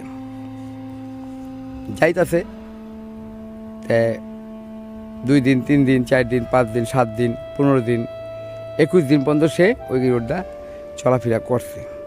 কোন জায়গাটা, সেই যে খাতানার জায়গাটা, দিন দুপুরে যে জায়গাটা মানুষ সহজে যায় না, আর রাত্রে তো প্রশ্নে আসে না। তে হঠাৎ করে একদিন ক্ষুধা লাগছে, রাত্রে বাজে 8টা, 8:15, এশারের নামাজের পর মনে সম্ভবত ঘটনাটা ঘটছে। সে যেভাবে বললো, ঠিক আছে আমি যাচ্ছি। কোথায়? খাওয়া দাওয়া করতে। কাকে বললো? তার প্রতিবেশী যারা আছে। হাঁটতে সে গেল। সে আবার ওগুলি কোনো চিন্তা আপনার ধারণাই নাই যে আসলে আমি এখান থেকে যাবো, যে আমার যে কী হইতে পারে, কী মানে মানে ধারণা নাই। খাইতেছে, হাঁটতেছে, আর ওই রাস্তা দিয়ে যে জায়গাটা খারাপ। রাত্র বাজে 8:15। তার পিছন থেকে আঙ্গুলটা খোঁচা দেয়, মনে হইতেছে মনে করতেছে কি যে বাতাসে যে শার্টের ভিতরে বাড়ি খায়, ওইটা মনে হয় আমার কাছে খুঁচা দিতেছে। তো এমন কয়েকবার ঘটনা ঘটছে তার সাথে, তো কিচ্ছু হয়নি। বাড়িতে গেল ওই অবস্থায়, আল্লাহরে বাঁচায় রাখছে একমাত্র স্বয়ং যতটুকু জানি, যে এই কয়দিন যে ওইখান থেকে 1 লাখ লাইতেছে আর এই পর্যন্ত যে কিছু করতেছে না, কি করতেছে না, মানে কি উদ্দেশ্যে কি, মানে এটা এখনো মানে ধারণা করতে পারেনি সে। হঠাৎ করে সকাল 8টা 8:30 দিকে কইতাছে যে খাইতাছি, ক্ষুধা লাগছে, ক্ষুধার পরে কি শয়তানে গিয়ে খাওন চায়, মানে দুষ্টাইম করতেছে, শয়তানে গিয়ে খাওন চায় যে আমারে খোঁচা মারলো, মানে মনে হইলো কি মানে বাতাসে আমার মারলো। আবারও চিন্তা করে যে শয়তান হইতে পারে, মানে মনে মনে একটা মানে প্রকাশ করে না,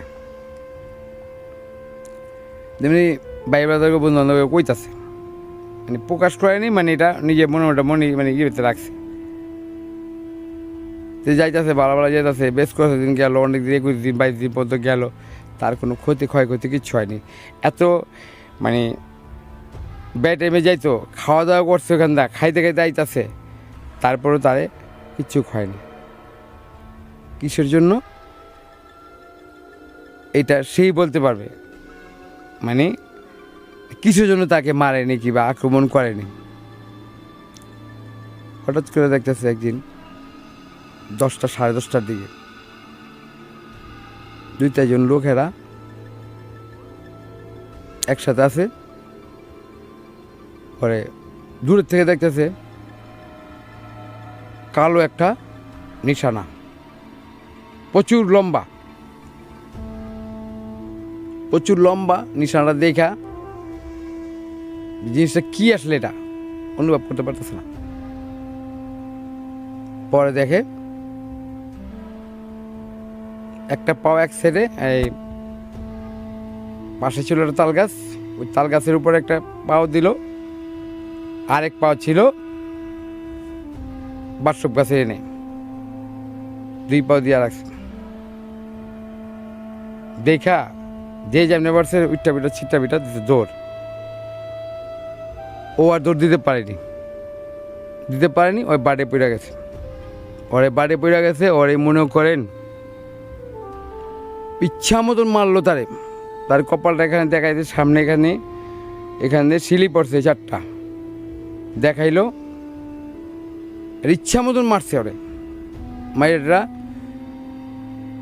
চিল্লাচিল্লি করতেছে, কোনো শব্দ পাইতেছে না কেউই, কিন্তু ওই যে তার সাথে যে 4-5 জন ছিল, ওরা যে দৌড়াদৌড়ি করে গেছে, যে শাওন রে তো ওইখানে থুয়া পড়ছে, তোরা কেমনে তোরাকে মানুষ না জানোয়ার, ইচ্ছা মতন গালাগালি করতেছে। আরও আসে গ্রামের লোকজনরা, চল ছেলের কী অবস্থা দেখেই। পরে গিয়া দেয়ারে মাইরা ওইখানে মনে করেন একবারে আদা মারা করে রাখছে, রক্তটা পুরো মনে করেন যে বাইসা গেছে গায়ে। এইখানটা যে তারে করলো, তে জিজ্ঞেস করলো যে কিরে তোর কী অবস্থা, আমারে মারছে। কে মারছে কইতে পারে না, খালি আমার বাইরে আইছে আর কুবাইছে, আমার এমন লাগলো মাথার ভিতরে আমার আঘাত পড়লো। এটা কী দেখছিলি? দেখলাম গাছের ভিতরে 1 পাও দিয়া কাইদা রাখছে, আমি যাইতে চাইছি, আমার যাইতে দেয় না, আমারে মাইসুর তোরে বাঁচা রাখলো কির লেগা, একমাত্র আল্লাহ কই তারবো, আর ওই শয়তানে কই তারবো তোরা কির লেগা বাঁচায় রাখলো। হ্যাঁ, যাই হোক, আল্লাহ স্বয়ং বাঁচায় রাখছে, এখন চল। আর তোরা যে অমানুষিক কামটা করলি, কাজটা ভালো করলি না, তোরা দৌড়া যে এমনি বছর গেছে আর হ্যাঁ একলা থুয়ে এমনি, এটা ঠিক করেছি তোরা। তো মোটামুটি সবাই 42 লাখ, যে 4-5 জন ছিল সবাই 42 লাখ পোলাপান। পরে এখান থেকে তারা বাড়িতে নিয়ে গেল, বাড়িতে নিয়ে ঝাড়া পোকা দিল, অনেক কিছু করলো, হ্যাঁ কান্নাকাটি করলো, বাপ মা, 1 মার 1 সন্তান, হ্যাঁ অনেক কান্নাকাটি করলো। 2 বোন, তারা বোনেরও কানলো, অনেক কিছু হইলো। এই ধরনের ঘটনা দেখা বুঝাইলো, তো এই রোডটা চলাফেরা তোমরা করবা না, আমরা তো ওই রোডটা তো দিনও যাই না। তুমি কেমনে এই কদিন বেলা তুমি 1 লাখ ঘুরছো, তোমার কিচ্ছু কয়নি, তোমার তো ভাগ্য ভালো, তোমার যে মাইরা ফেলায়নি। যাই হোক, শয়তানের মনে মায়া লাগছে তোমার লেগা, এর লেগা তোমারে তোমার বাঁচায় রাখছে। তাই আজকে পর্যন্ত এই আমার হিস্টোরি ছিল। আগামী পর্বে যদি ভাইয়েরা কখনো স্মরণ করে তাহলে আসবো। আর দর্শক আপনারা দোয়া করবেন আপনাদের জন্য যেমন আরও কালেকশন করতে পারি। হ্যাঁ, জাগো FM দ্রুত অনেক, আর জাগো FM-এর কথা শুনলে সবাই আনন্দ এবং গানে ভরা সব কিছু বেড়ায়, মানে খুব শান্তি পায় মানুষ। জাগো FM আজীবন চলবে, আর সারা বাংলাদেশে জাগো FM সুনাম আজীবনে চলবে। জাগো FM কথা কেউ ভুলবেন না। সবাই SMS দিবেন, সবাই তাদের বাইরেদের সাথে যোগাযোগ করার চেষ্টা করেন, ভালো লাগবে। আসসালামু আলাইকুম, খুদা হাফিজ। অনেক শুনি। জি, আমার নাম সাব্বির আহমেদ, আমি মগবাজার থেকে এসেছি।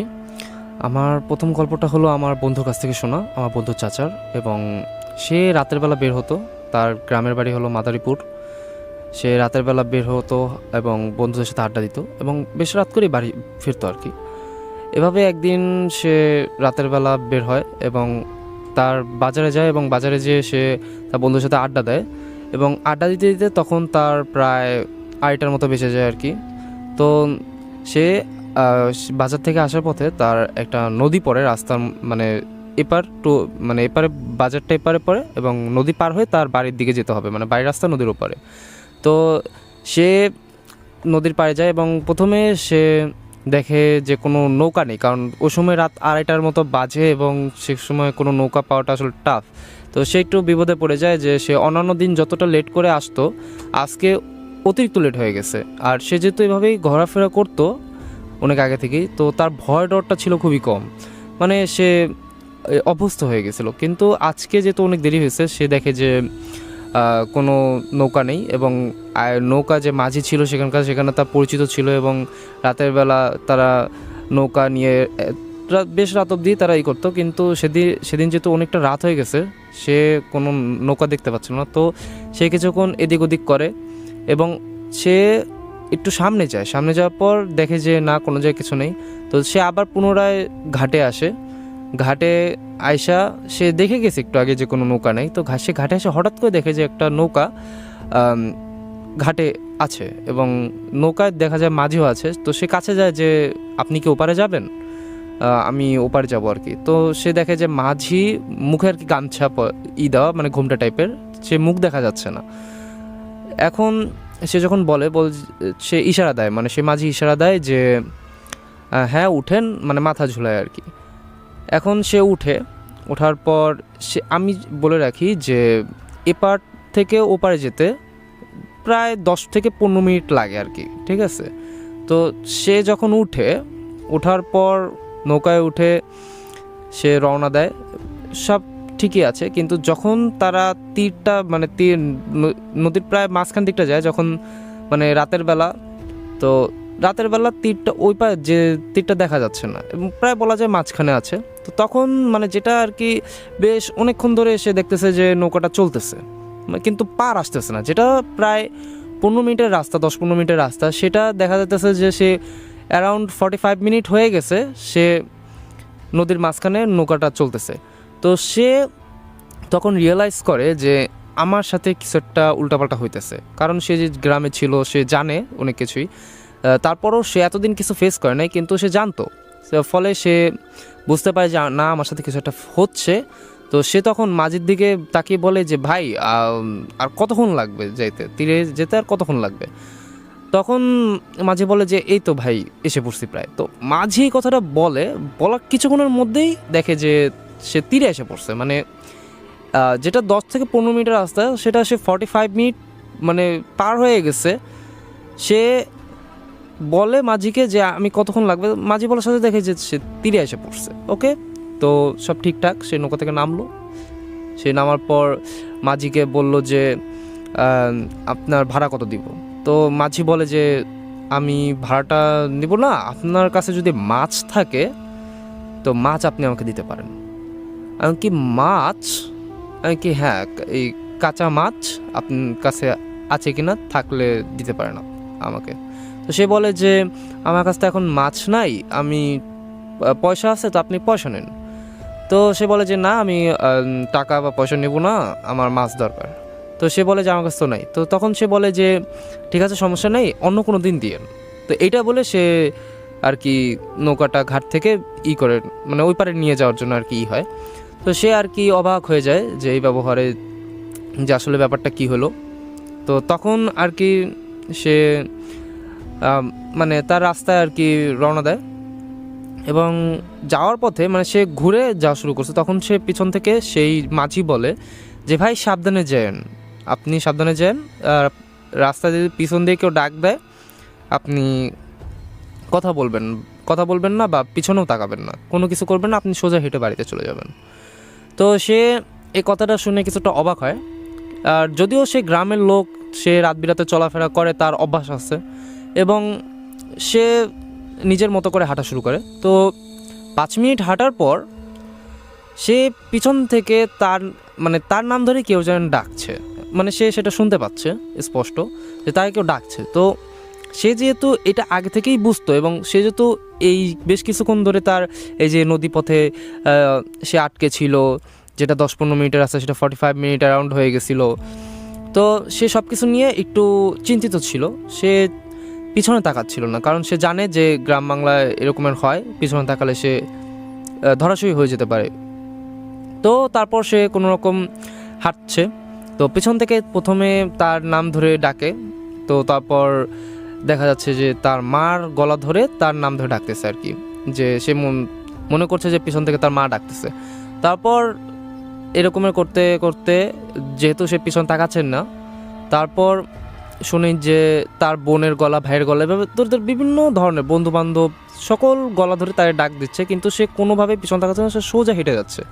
তো এক সময় এসে সে শুনতে পায় যে মনে হচ্ছে যে পিছন থেকে তার ছোট ভাইকে কেউ ধরে আর কি জবাই করতেছে, আর তার ছোট ভাই বাঁচাও বাঁচাও করে চিৎকার করছে। তো এই রকমের সে আওয়াজটা আর কি পায়। তারপর সে এখন মানে একজন ভাই যখন তার আপন ছোট ভাইয়ের এরকম আর্তনাদ শুনে, তো তখন সে আর নিজে ঠিক রাখতে পারেনি। তো সে পিছনে তাকায় এবং পিছন তাকানোর পর সে যেই পিছন তাকায় সে গালের মধ্যে বেশ মানে অনেক জল একটা চর অনুভব করে এবং এক চরেই সে ওখানে আর কি একদম অজ্ঞান হয়ে পড়ে। এবং সে অজ্ঞান হওয়ার পর তার যখন জ্ঞান ফিরে তখন দেখে যে সে সেই জায়গায় শুয়ে আছে। তো বেশ রাত, একদম মিড পয়েন্ট। ওই সময় টাইমটা সে বুঝতে পারতেছিল না, তার সাথে ফোন ছিল না। তো সে এখন কি করবে, সে তাড়াতাড়ি আর কি ওঠার পর সে সামনে হাঁটা শুরু করে। তো 2 মিনিট হাঁটার পরই তাকে আবার একটা চর মারে।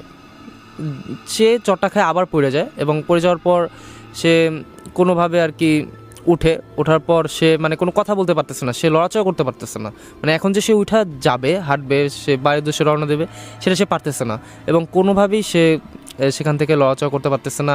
এখন সে আশেপাশে যে দেখবে যে কী হচ্ছে সেটাও সে করতে পারছে না। সে চুপচাপ ঘামতেছে, প্রচণ্ড ঘামতেছে এবং সে ওখানে দাঁড়ায় মাটির দিকে তাকায় আছে, যে তার মনে একটা চিন্তা যে আমি কীভাবে এখন বাসায় যাবো, আমি লড়তে চড়তে কিচ্ছু করতে পারতেছি না, আমি কীভাবে বাসায় যাব। তো এরপর সে নিজের সমস্ত শক্তি, মানে সে তো সাহসী ছিল কারণ সে রাত বিরাতে চলাফেরা করতো, সে সমস্ত সাহস এক করে সে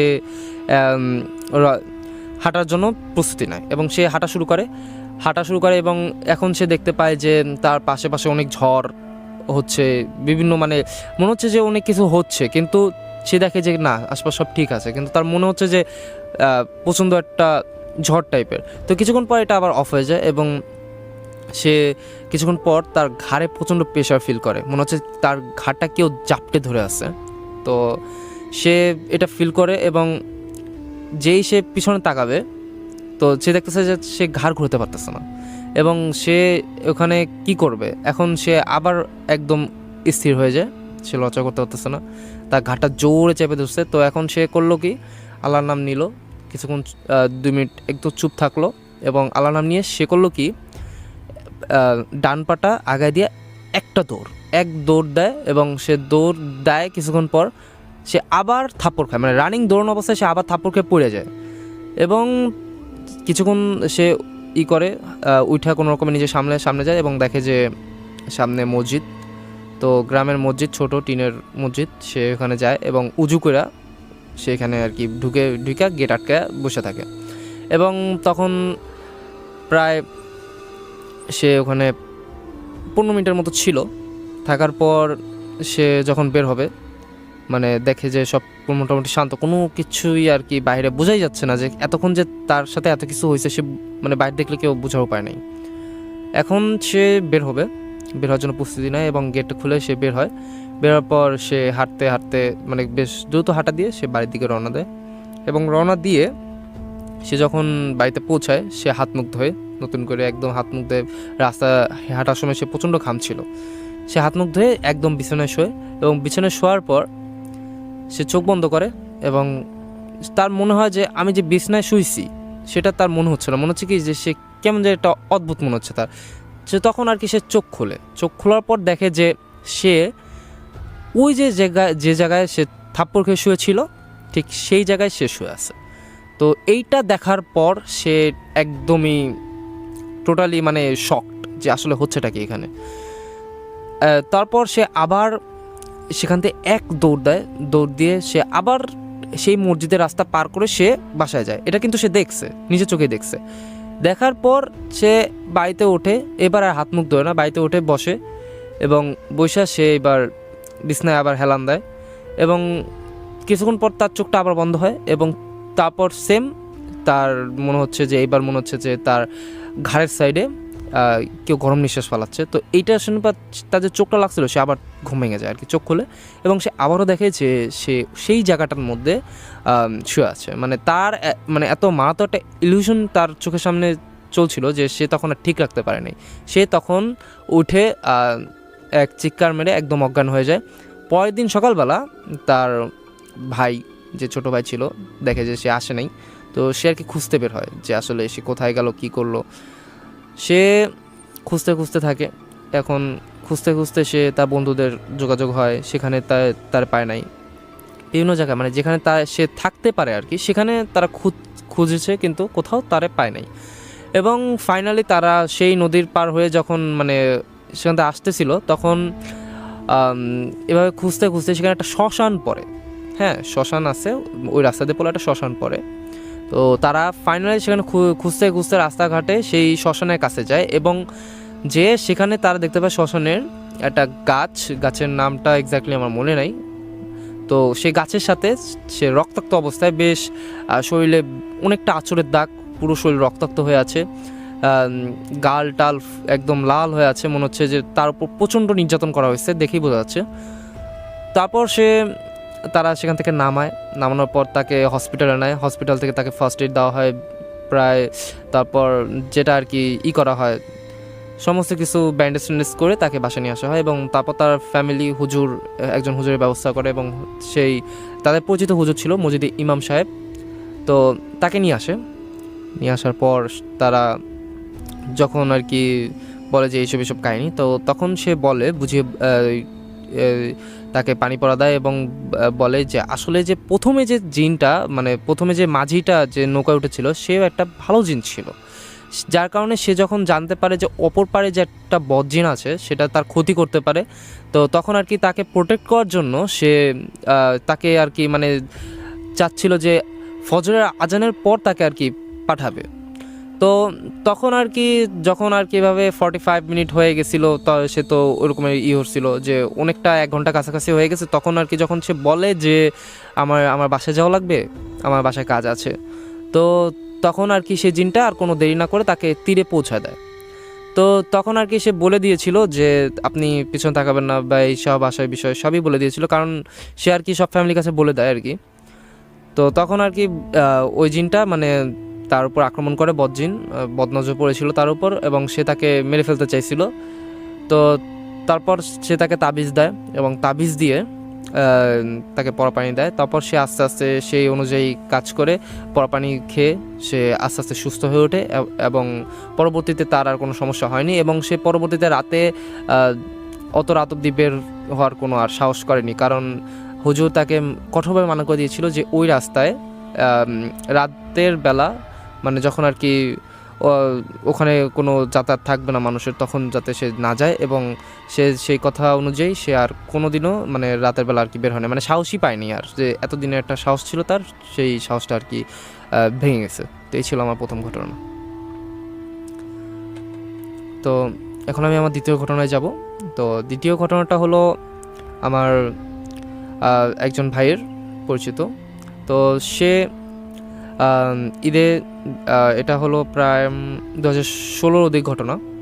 তখন ঈদের সময় সে গ্রামের বাড়ি যাওয়ার জন্য আর কি রেডি হয়, সে গ্রামে যাবে, এবং তার খালাতো ভাই ছিল।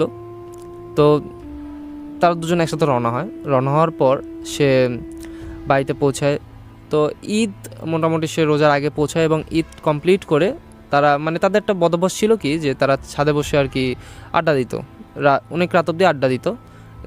তাদের একটা অভ্যাস ছিল যে তারা গেম খেলতো আর কি। তো তারা দুজন এক হইলে প্রায় সময় তারা আর কি ফ্রি টাইমে গেম খেলতো আর কি। তো তার ছাদে বসে ভালো একটা নেটওয়ার্কের মানে ছাদে নেটওয়ার্ক পায়, আর গ্রামগঞ্জ যেহেতু গ্রামে সেরকম নেটওয়ার্ক পায় না, তো তারা ছাদে উঠে এভাবে রাত পর্যন্ত গেম খেলে, তারপর স্মোক করে।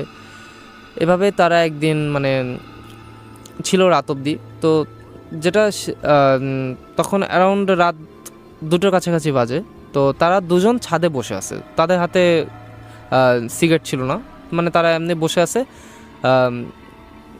চুপচাপ আর কি করতেছিল আর কি, ফেসবুক স্ক্রলিং করতেছিল তারা দুজন। তো হঠাৎ করে একজন বলে যে আমি ওই পাশটায় যাব, ওই পাশটায় যেয়ে আমি একটু প্রকৃতির ডাকে আর কি সাড়া দিব। তো সে যায়, এবং যে তাদের ছাদটা যদি আমি বলি, যে তাদের ছাদটা এই পারে মানে এই পাশে থাকলে অপর পাশটা দেখা যায় না আর কি, কারণ মাঝখানে সিঁড়িটা মাঝখানে, এবং অপর পাশে গেলে দেখা যায় না। তো সে আর কি বলছে যে ঠিক আছে যাও। তো সে ছাদে চুপচাপ বসে আছে, বসে বসে ফেসবুক স্ক্রল করতেছে। তো তখন সে আর কি দেখে যে বেশ কিছুক্ষণ হয়ে গেছে এবং সে আসতেছে না।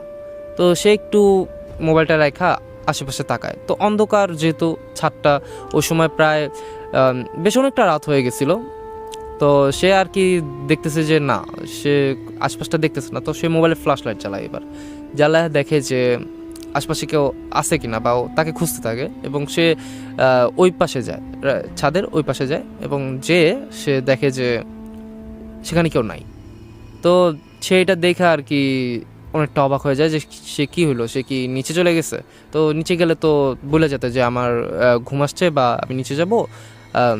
তো সে সেটা মনে করছে যে সে নিচে গেছে হয়তো বা পানি টানি খাওয়ার জন্য বা কোনো একটা কারণে। তো সে আর কি এটা কিছু মনে করেনি, সে আবার সেই আগের জায়গায় চলে গেছে। তো সেখানে যে সে আবার ফেসবুক স্ক্রলিং করতেছে, নেট চালাচ্ছে। তো কিছুক্ষণ পর সে দেখতেছে যে তার ভাই আসতেছে না। তো এখন সে তারপর গেটের কাছে যায়, যে ছাদের যে গেটটা সেটা কাছে যায়, এবং সে দেখে যে গেটটা সে যেরকম রাখছিল ঠিক সেরকমই আছে। মানে তারা যেহেতু ছাদে বসে থাকে, তো তার ছাদটাকে একটু মানে চাপায় দিয়ে আসে আর কি, একটু লক টাইপের করে আসে হালকা। তো তাদের সেটিং অনুযায়ী ছাদটা যেভাবে ছিল, ছাদের দরজাটা ঠিক সেভাবেই আছে। মানে কেউ যে গেলে যে তারা একটু সরাবে, গেটটা লড়বে, মানে তারা যেভাবে রাখে, মানে কেউ যদি যায় সেটা হালকা লড়বে বা অন্যভাবে থাকবে। তো সেটা শুনবেন না। তো সেটা দেখে আর কি সারপ্রাইজ হয়ে যায় যে আসলে ব্যাপারটা হলো কি। তো তখন আর কি সে হঠাৎ করে ফিল করে যে মানে যদি আমি বলি যে ছাদের ওই যে সিঁড়ির উপরে টাঙ্কি আছে, মানে ওই যে বাসার ওইটা টাঙ্কি আর কি, সেখানে পানি থাকে, পানি জমা হয়। তো সে মনে করতেছে যে উপর থেকে কেউ তার দিকে মানে তাকে আছে। তো সে এটা বুঝতে পারে, এবং সে উপরে তাকায় দেখে যে সেই টাঙ্কির মানে সোজা, মানে টাঙ্কির একদম সামনের দিক দিয়ে সে দেখে যে তার দিকে ভাবে একদম দিয়ে কাত হয়ে তার দিকে তাকায় আছে, লাল চোখ এবং কালো একটা অবয়ব। সো সে সেটা করে কি দেখে আর কি অনেকটা ভয় পেয়ে যায়, এবং সে সাথে সাথে মোবাইলের ফ্ল্যাশ লাইটটা জ্বালায় আর কি, আলোটা মারে, এবং আলোটা মারার সাথে সাথে সে ওখানে আর কিছু দেখতে পায় না। এখন সে এই অবস্থা দেখে যে সে নিচে চলে যাবে সেটা আর কি সে সিদ্ধান্ত নেয়। তো সে তাড়াতাড়ি গেটটা খুলে তার নিচে চলে যায়, যে দেখার জন্য যে সে তার ভাই নিচে আছে কিনা। তো সে নিচে যায়, দেখে যে তার ভাই তার রুমেও নাই, কারণ তার দুজন একই সাথে এক রুমে ঘুমায়। তো ডাইনিং রুমে যায়, ডাইনিং রুমেও ছিল না, এবং সে তখন প্রচণ্ড কনফিউজড হয়ে যায়। সে কাকে কি করবে, এত রাতে ডাকবে। তখন রাত প্রায় 3টার কাছাকাছি বাজে। তো ওই সময় সে ডাকবে কাউকে, তো ডাকলে তো তার উপরে আবার চিল্লাবে তার গার্জিয়ান যে তোমরা এত রাতের অবধি ছাদে ছিলা। তো সেই কারণে সে আর কি চিন্তা করে যে সে ছাদে যাবে এবং দেখবে যে আসলে কাহিনিটা কি, কারণ সে ভুলও দেখতে পারে, এছাড়াও তার ভাই তার সাথে হয়তো বা মজা নিচ্ছে। তো এইসব বিষয় চিন্তা করে সে আবার ছাদে চলে যায় যে তাকে খোঁজার জন্য। তো এইবার সে করে কি, ফ্ল্যাশলাইটটা জ্বালিয়ে ওই টাঙ্কিতে যে টাঙ্কির উপরে ওঠা যায়, তো ওখান থেকে একটা সিঁড়ি আছে, তো সে করে কি ওই সিঁড়িতে উঠে আর কি, যে ডাক দিতে দিতে বল যে তার নাম ধরে ডাক দেয় এবং ডাক দিতে সে উঠে। এবং ওঠার পর সে দেখে যে টাঙ্কির উপরে, মানে সে টাঙ্কির সিঁড়ি দিয়ে হালকা উপরে উঠছে, ওঠার পর ডাক দিছে আর কি, মানে একটা ফ্ল্যাশলাইট দিয়ে সে আর কি দেখবে। তখন তার মনে ভয় তো কাজ করতেছিল, কিন্তু কিছু তো করার নাই। এখন সে যেহেতু মনে করছে যে তাকে তার ভাই ভয় দেখাচ্ছে, তো সে আর কি উপরে লাইটটা মারে এবং টাঙ্কির উপরে দেখে তার ভাই শুয়ে আছে। তো সে বলে যে তুই এখানে কি কারণে শুয়ে আছিস, তুই কি আমার সাথে মজা নিতেছিস, যে আমি যে এতক্ষণ ছিলাম তুই আসলি না নিচে, এখন যদি আমি আমার বড় কাউকে ডাকতাম তখন তো আমার বকা শোনা লাগতো। তো এইভাবে সে কথা বলে আসতেছে, তো তার ভাইয়ের কোনো রেসপন্স নাই। তো হঠাৎ করে সে যখন ওঠার পর সে গায়ে হাত দেয়, তখন দেখে যে সে আসলে অজ্ঞান হয়ে আছে।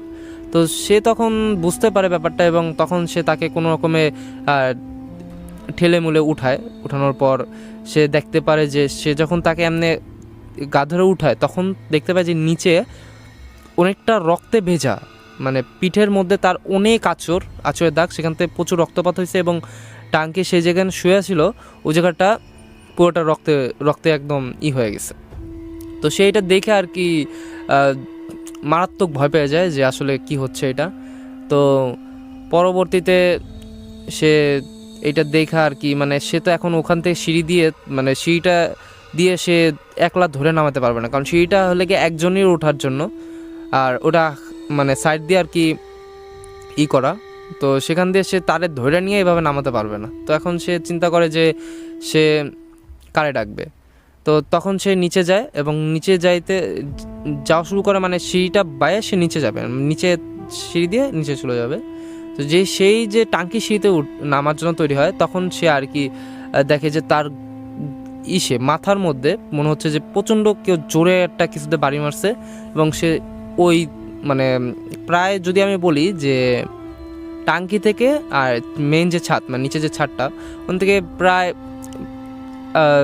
বেশ অনেকটা দূরত্ব, মানে ওখান থেকে কেউ পড়লে আর কি ভালো ব্যথা পাবে আর কি। তো সে মাথায় বাড়িটা খায়, মানে সে একদম ওখান থেকে আর কি একদম ছাদের মধ্যে পড়ে যায়। তো এই অবস্থায় তার আর কিছু মনে নাই। তো পরের দিন সকালবেলা তার আত্মীয় স্বজন যারা আছে তারা মানে তাদেরকে রুমে না পায়া ছাদে আসে, যে তারা তো এত সকালবেলা ওঠার পাত্র না। তো ছাদে আসার পর দেখে যে তারা এভাবে মাটির মধ্যে শুয়ে আছে, তার মাথা ফেটে গেছিলো, প্রচুর বেশি একটা ক্ষতি হয় নাই, তবে মাথা ফাটার কারণে তার ভালোই রক্তপাত হয়েছে, শুধু মাথায় ইনজিউর্ড হয়েছে। কিন্তু ভাগ্য ভালো যে ওরকমের রক্তপাত হয় নাই যে একদম তার রক্তশূন্যতা সে মারা পড়বে। তো আল্লাহর রহমতে পরবর্তীতে তারে ধরে এবং ধরার পর সে তারে করে রুমে নিয়ে আসে এবং রুমে নিয়ে আসার পর তাকে ফার্স্ট এড দেয়, মাথায় ডক্টর আনা হয় বাসায় এবং তাকে সুস্থ করে তোলা হয়। পরবর্তীতে তো এর মধ্যে আবার যখন তারে নিচে নিয়ে যায়, তার ভাইকে কেউ খুঁজে পাচ্ছিল না আর কি। তো তখন তারা কি করবে, এখন তার তো জ্ঞান ফিরতে হবে যে তার ভাই কোথায় বা কি হয়েছে বা আসলে কাহিনীটা কী হয়েছে, তারা তো সবসময় একসাথে থাকে। তো যখন তাকে ডক্টর আনা হয়, ডক্টর আনার পর তাকে মানে জ্ঞান ফেরানো হয় চোখে মুখে পানি দিয়ে। তো তখন আর কি জ্ঞান ফেরানোর পর তখন তাকে বলা হয় যে কি হয়েছে, তোমার ভাই কই? তো তখন সে বলে যে ছাদে, মানে সে তখন কথা বলতে পারতেছে না, তার মুখে কথা আসতেছে না। তো সে মুখ দিয়ে ইশারা করে আর কি, মানে উপর দিকে এভাবে তাকানোর চেষ্টা করে। তো তারা বলতেছে যে ছাদ বুঝে যাচ্ছে, তো ছাদে তো নাই। তো তখন আর কি একজন পাশে বলে যে ছাদের উপর তো টাঙ্কি আছে, তো টাঙ্কি ওই দিক দিয়ে। তো তারা এক করে কি যে বড় গুরুজন যারা আছে তারা তাড়াতাড়ি দৌড়ে যে যায়, টাঙ্কির ওদিকে যায় এবং উঠে দেখে যে ছেলেটা ওইদিকে পড়ে আছে। তো তাকে নিয়ে ধরাধরি করে নিচে নামানো হয় এবং দুজনকে রক্তাক্ত অবস্থায় আর কি অবস্থা খারাপ, মানে যে টাঙ্কির উপরে যে ভাই ছিল মানে তার খালতো ভাই, তার অবস্থা প্রচুর খারাপ, মানে সে বাঁচবে না এমন অবস্থা, মানে তার প্রচণ্ড ব্লিডিং হয়েছে। এরপর ডক্টর যেহেতু ঘরে বসে ট্রিটমেন্ট দেওয়া যাবে না, তো তাকে হসপিটালে ভর্তি করে এবং রক্ত দেয়, তারপর সে সুস্থ হয় এবং জ্ঞান ফেরার পর তাদের দুজনকে জিজ্ঞেস করা হয় যে আসলে হয়েছিলটা কি। তো তখন তারা বলে যে আসলে এরকমের হয়েছে, যে আমরা এরকমের করছি। তো অপরজন মানে তার যে খালতো ভাই সে বলে যে আসলে আমি ওখানে ওয়াশরুমটা সারার পর যে ঘোরার পর আমি আসলে দেখি যে কেমন একটা কালো অভাব একদম আমার সামনে দাঁড়ায় আছে। তো আমি তখন আর কি মনে করছি যে এটা তুই হয়তো বা আসছোস। তো আমি বলি যে কী হয়েছে, তো আমি আর কি তো সেরকমের আর কি করি নাই, আমি সোজা হাঁটা শুরু করছি। তো তখন আর কি যেই করছি তখন আর কি মনে হচ্ছে কি যে আমার এই কেউ তুইলা একটা আছাড় দিল, মানে সে হাঁটা মানুষটারে এইভাবে তুলে নিয়ে একটা আছাড় দিছে এরকম মনে হচ্ছিল। তো সে ওইটা আর কি মানে এমনভাবে তার মাথাটা ঘোরান দিছে যে সে আর কিছু তার মনে নেই। তখন তা আর কি যে তার ওই যে আরেকজন ছিল সেই ভাই বলে যে তাহলে তুই এরকমের ছিল তখন তুই চিৎকার করবি না বা কিছু করবি না বা কিছু তো একটা বলবি, যে তখন সে বলে যে না আমার ওরকমের কিছুই মনে ছিল না, আমি কিছু বুঝে ওঠার আগেই আমি আর কি এই ব্যাপারটা ফেস করি। তো তারপর তাদেরকে যখন সুস্থ করে বাসায় আনা হয়, হুজুর ডেকে তাদেরকে প্রথমত বাসাটা বন্দি করা হয়, যে বান দেওয়া হয় যাতে এরকমের যে অশরীরী বা খারাপ বদজিনের যাতে নজরটা না থাকে।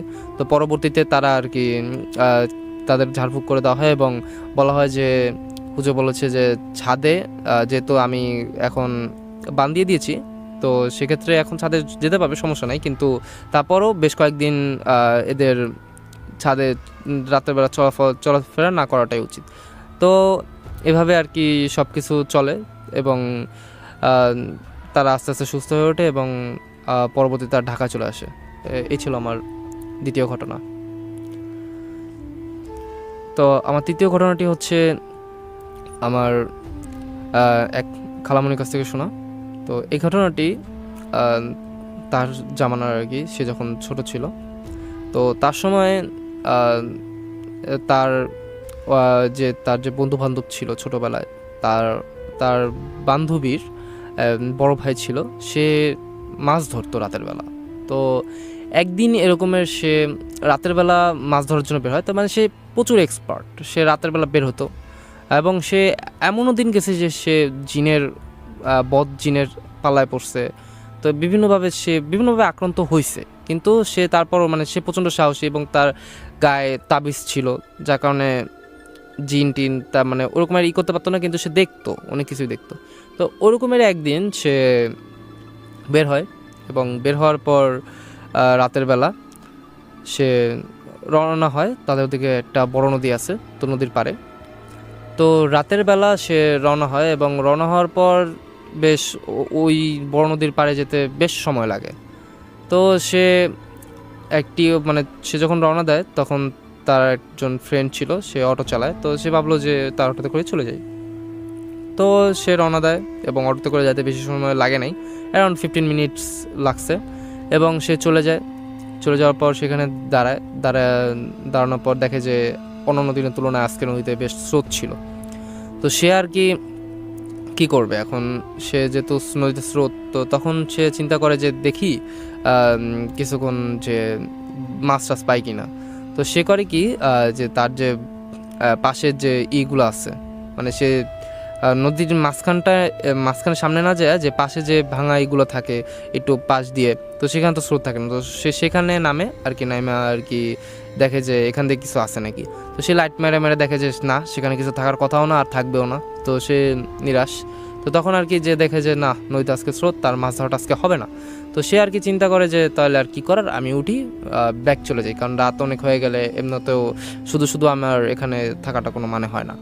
তো সে উঠে এবং সে ব্যাক আসবে, তখন মনে হচ্ছে যে সে যেখানে নামছিল মানে অল্প হাঁটু পানিও না, প্রায় অল্প পানি, তো সে ওখান থেকে উঠতে পারতেছে না, মানে মনে হচ্ছে কি কাদার মধ্যে তার পাটা আটকে গেছে।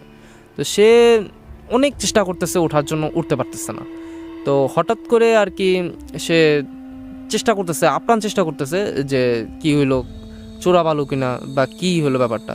তো হঠাৎ করে দেখে যে সে তার পা বাম পাটা উঠে গেছে কাদার মধ্যে উঠা, তারপর সে ওই তীরে মানে ওখানে ঘাস টাস ধরে কোনো রকমের টান দিয়া ওঠার চেষ্টা করে, এবং যেহেতু তার এক পা ছুটে গেছে তো সে তীরে আসতে সক্ষম হয়। এবং ওঠার পর সে দেখে যে তার যে ডান পাটা আছে সেটা দিয়ে রক্ত পড়তেছে, মানে সেটার মধ্যে প্রায় একটা মোটা কাটা টাইপের বা সুচালো কিছু, যেটা বেশ অনেকটা ক্ষত সৃষ্টি করছে এবং সেটা বেশ ভালো ভিতরে ঢুকে গেছে আর কি। তো তার অনেক রক্ত বেরোচ্ছে। এখন সে বলতেছে যে আমি যখন পাটা ছিল তখন আমি বুঝতে পারিনি, তো এখন এটা কিভাবে ছিল বা কিভাবে আসলো। তো সে কিছু বুঝতে পারে না এবং সে কি করবে, এখন পুরো পা কাদা ভর্তি এবং রক্ত পড়তেছে। তা সে করে কি, লাইটটা পাশে রেখা সে পানির সামনে পানিতে আবার পা নামায় পায়ের পাটা ধোয় এবং দেখে যে তার পায়ের ভিতর ওই জিনিসটা ঢুকে আছে, এবং সে হাত দিয়ে অনেক কষ্টে সেটা ওঠার পর সে উঠে দাঁড়ায়। মানে সে হাইটা যাবে কিভাবে, এখন তার তো অনেক কষ্ট আছে। তো সে চিন্তা করে যে আমি বুঝলাম না যে আসলে কাদার মধ্যে পা আটকে গেল, তো কি হইলো ব্যাপারটা, মানে সে ক্যালকুলেশন মিলাইতে পারতেছে না। তো তার মনে একটা বদ চিন্তা আসে যে হচ্ছে কি এখানে কি কোনো প্যারানর্মাল কিছু হচ্ছে বা কি আসে বিষয়। তো সে আর কি এভাবে চিন্তা করতে করতে নদীর যে মেইন যে পাড়টা ওখানে যাওয়ার পর সেখানে কিছু গাছের গুঁড়ি ফালানো ছিল, সেখানে সে বসে এবং বৈশা সে তার গায়ে একটা গেঞ্জি ছিল, সেই গেঞ্জিটা সে টান দিয়ে ছিঁড়া যাতে রক্তপাতটা বন্ধ হয়, সে ওইটা পায়ের মধ্যে বাঁধা দেয়। তো দেখতেছে যে বেশ ভালো ক্ষত, এবং যেহেতু একটা গেঞ্জির কাপড় লাগাইছে তো কিছুটা হলেও কমবে। তো দেখতেছে যে হ্যাঁ কিছুক্ষণ পর রক্তপাতটা কমে, কিন্তু সে উঠা দাঁড়িয়ে যে যাবে তখন তো অনেকটা রাত হয়ে গেছে।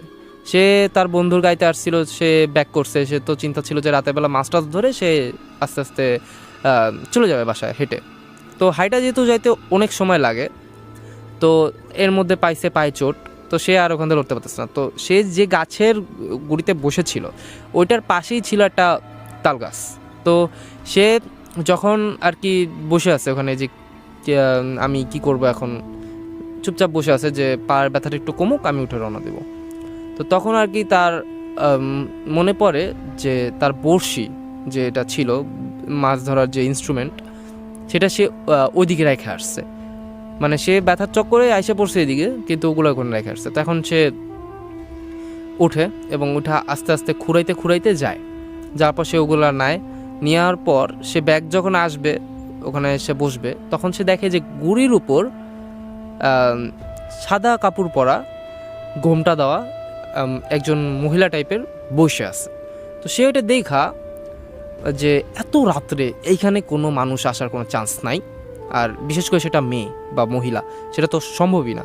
তো সে এটা বুঝতে পারে এবং সে করে কি যে পিছনে মোড় নেয়, মানে সে এখন ওই রাস্তা ধরে যে যাবে সাইড দিয়ে কেটে যাবে, মানে সে চিন্তা করে যে রাস্তার উপর দিয়ে না যে সাইড দিয়ে যাবে, ঘাস পাড়ায় যাবে আর কি, উপরে রাস্তা ছিল।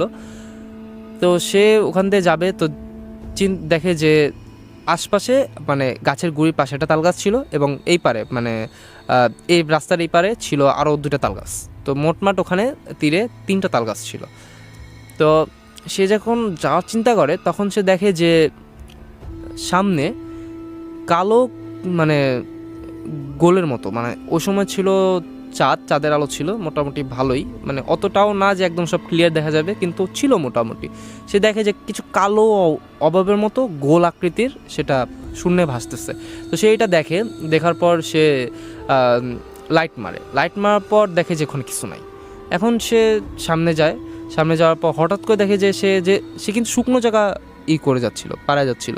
তো সামনে যাওয়ার পর যে ওখানে যে আরেকটা তাল গাছ আছে, 3 নাম্বার তাল গাছ, মানে ওই তাল গাছের পরেই মানে মেন রাস্তাটা আর কি।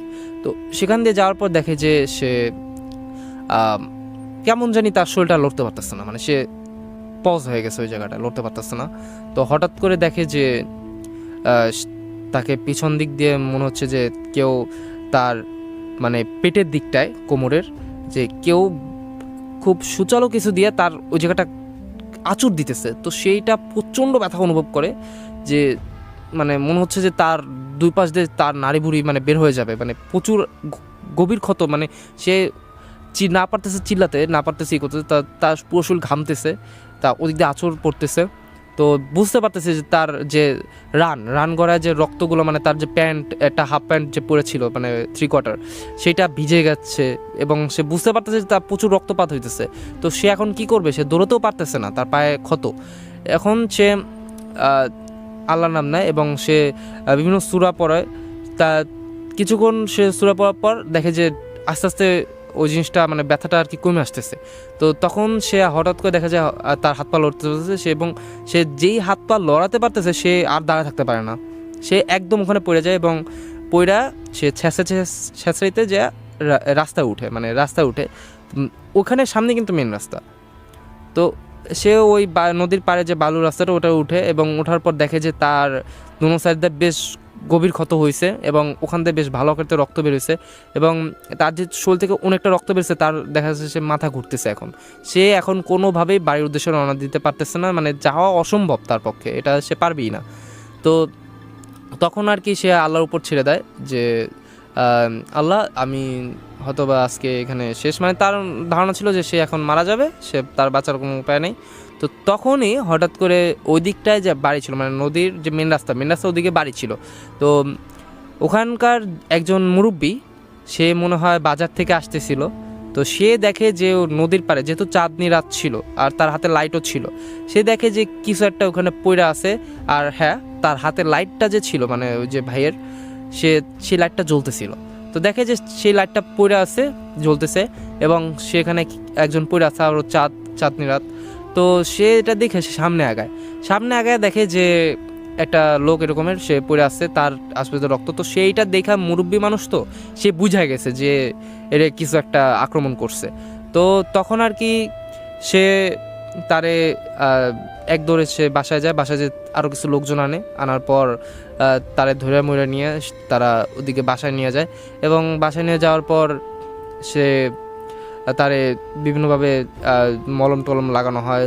মানে তখন যদি তাকে হসপিটালে নেওয়া হয়, ওটা অনেক সামনে, সো অত দূর নেওয়া আরও আসলে পসিবল হচ্ছে না। তো তারা আর কি গ্রাম্য পদ্ধতিতে সে রক্তপাত বন্ধ করার পর তার যে পায়ের ক্ষত ছিল সব কিছু মিলা যে তার শরীরে একটা ভালো পরিমাণ রক্ত গেছে।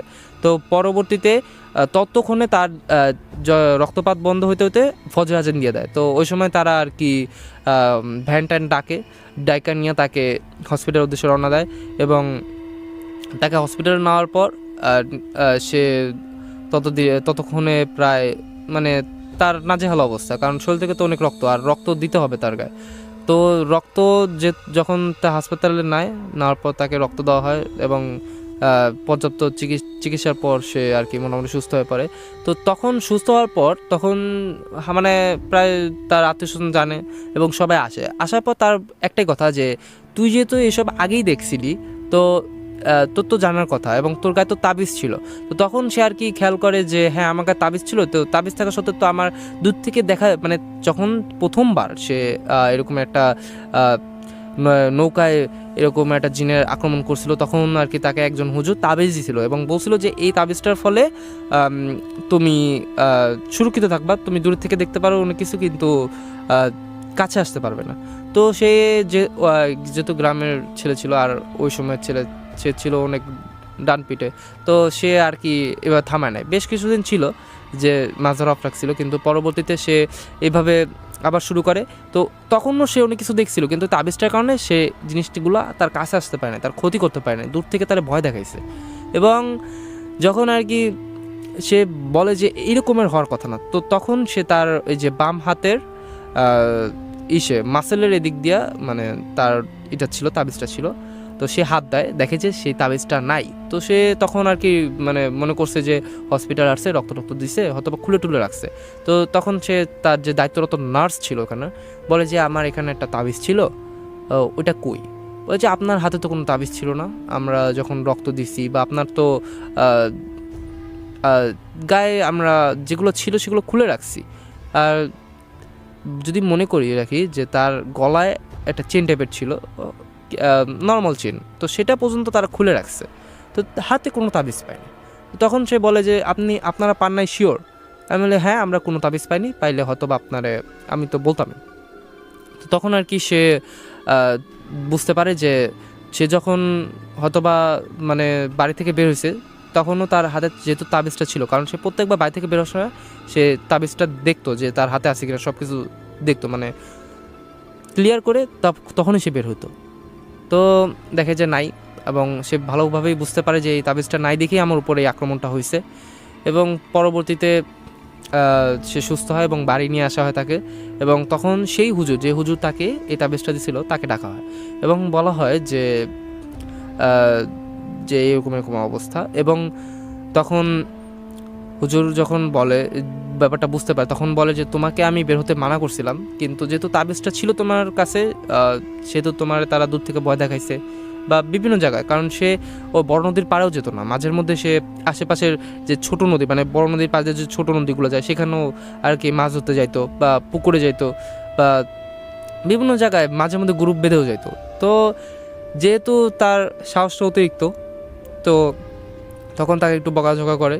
তো তখন আর কি বুঝতে পারে যে তুমি যখন গেছো ওই কাদা থেকে ওঠার চিন্তা জন্য, যখন তুমি অনেক বেশি করতেছিল, তখন হয়তোবা তুমি কোনোভাবে ওইটা খুলে তোমার হাত থেকে পড়ে গেছে, বা ওই জিন বা বদ জিনটা যে ছিল বা যেটাই শয়তান যেটাই বলি না কেন, ওইটা কোনোভাবে তোমাকে করে ওই তাবিজটা ওখান থেকে তোমার হাত থেকে খুলে ফেলাইছে বা সরিয়ে ফেলাইছে।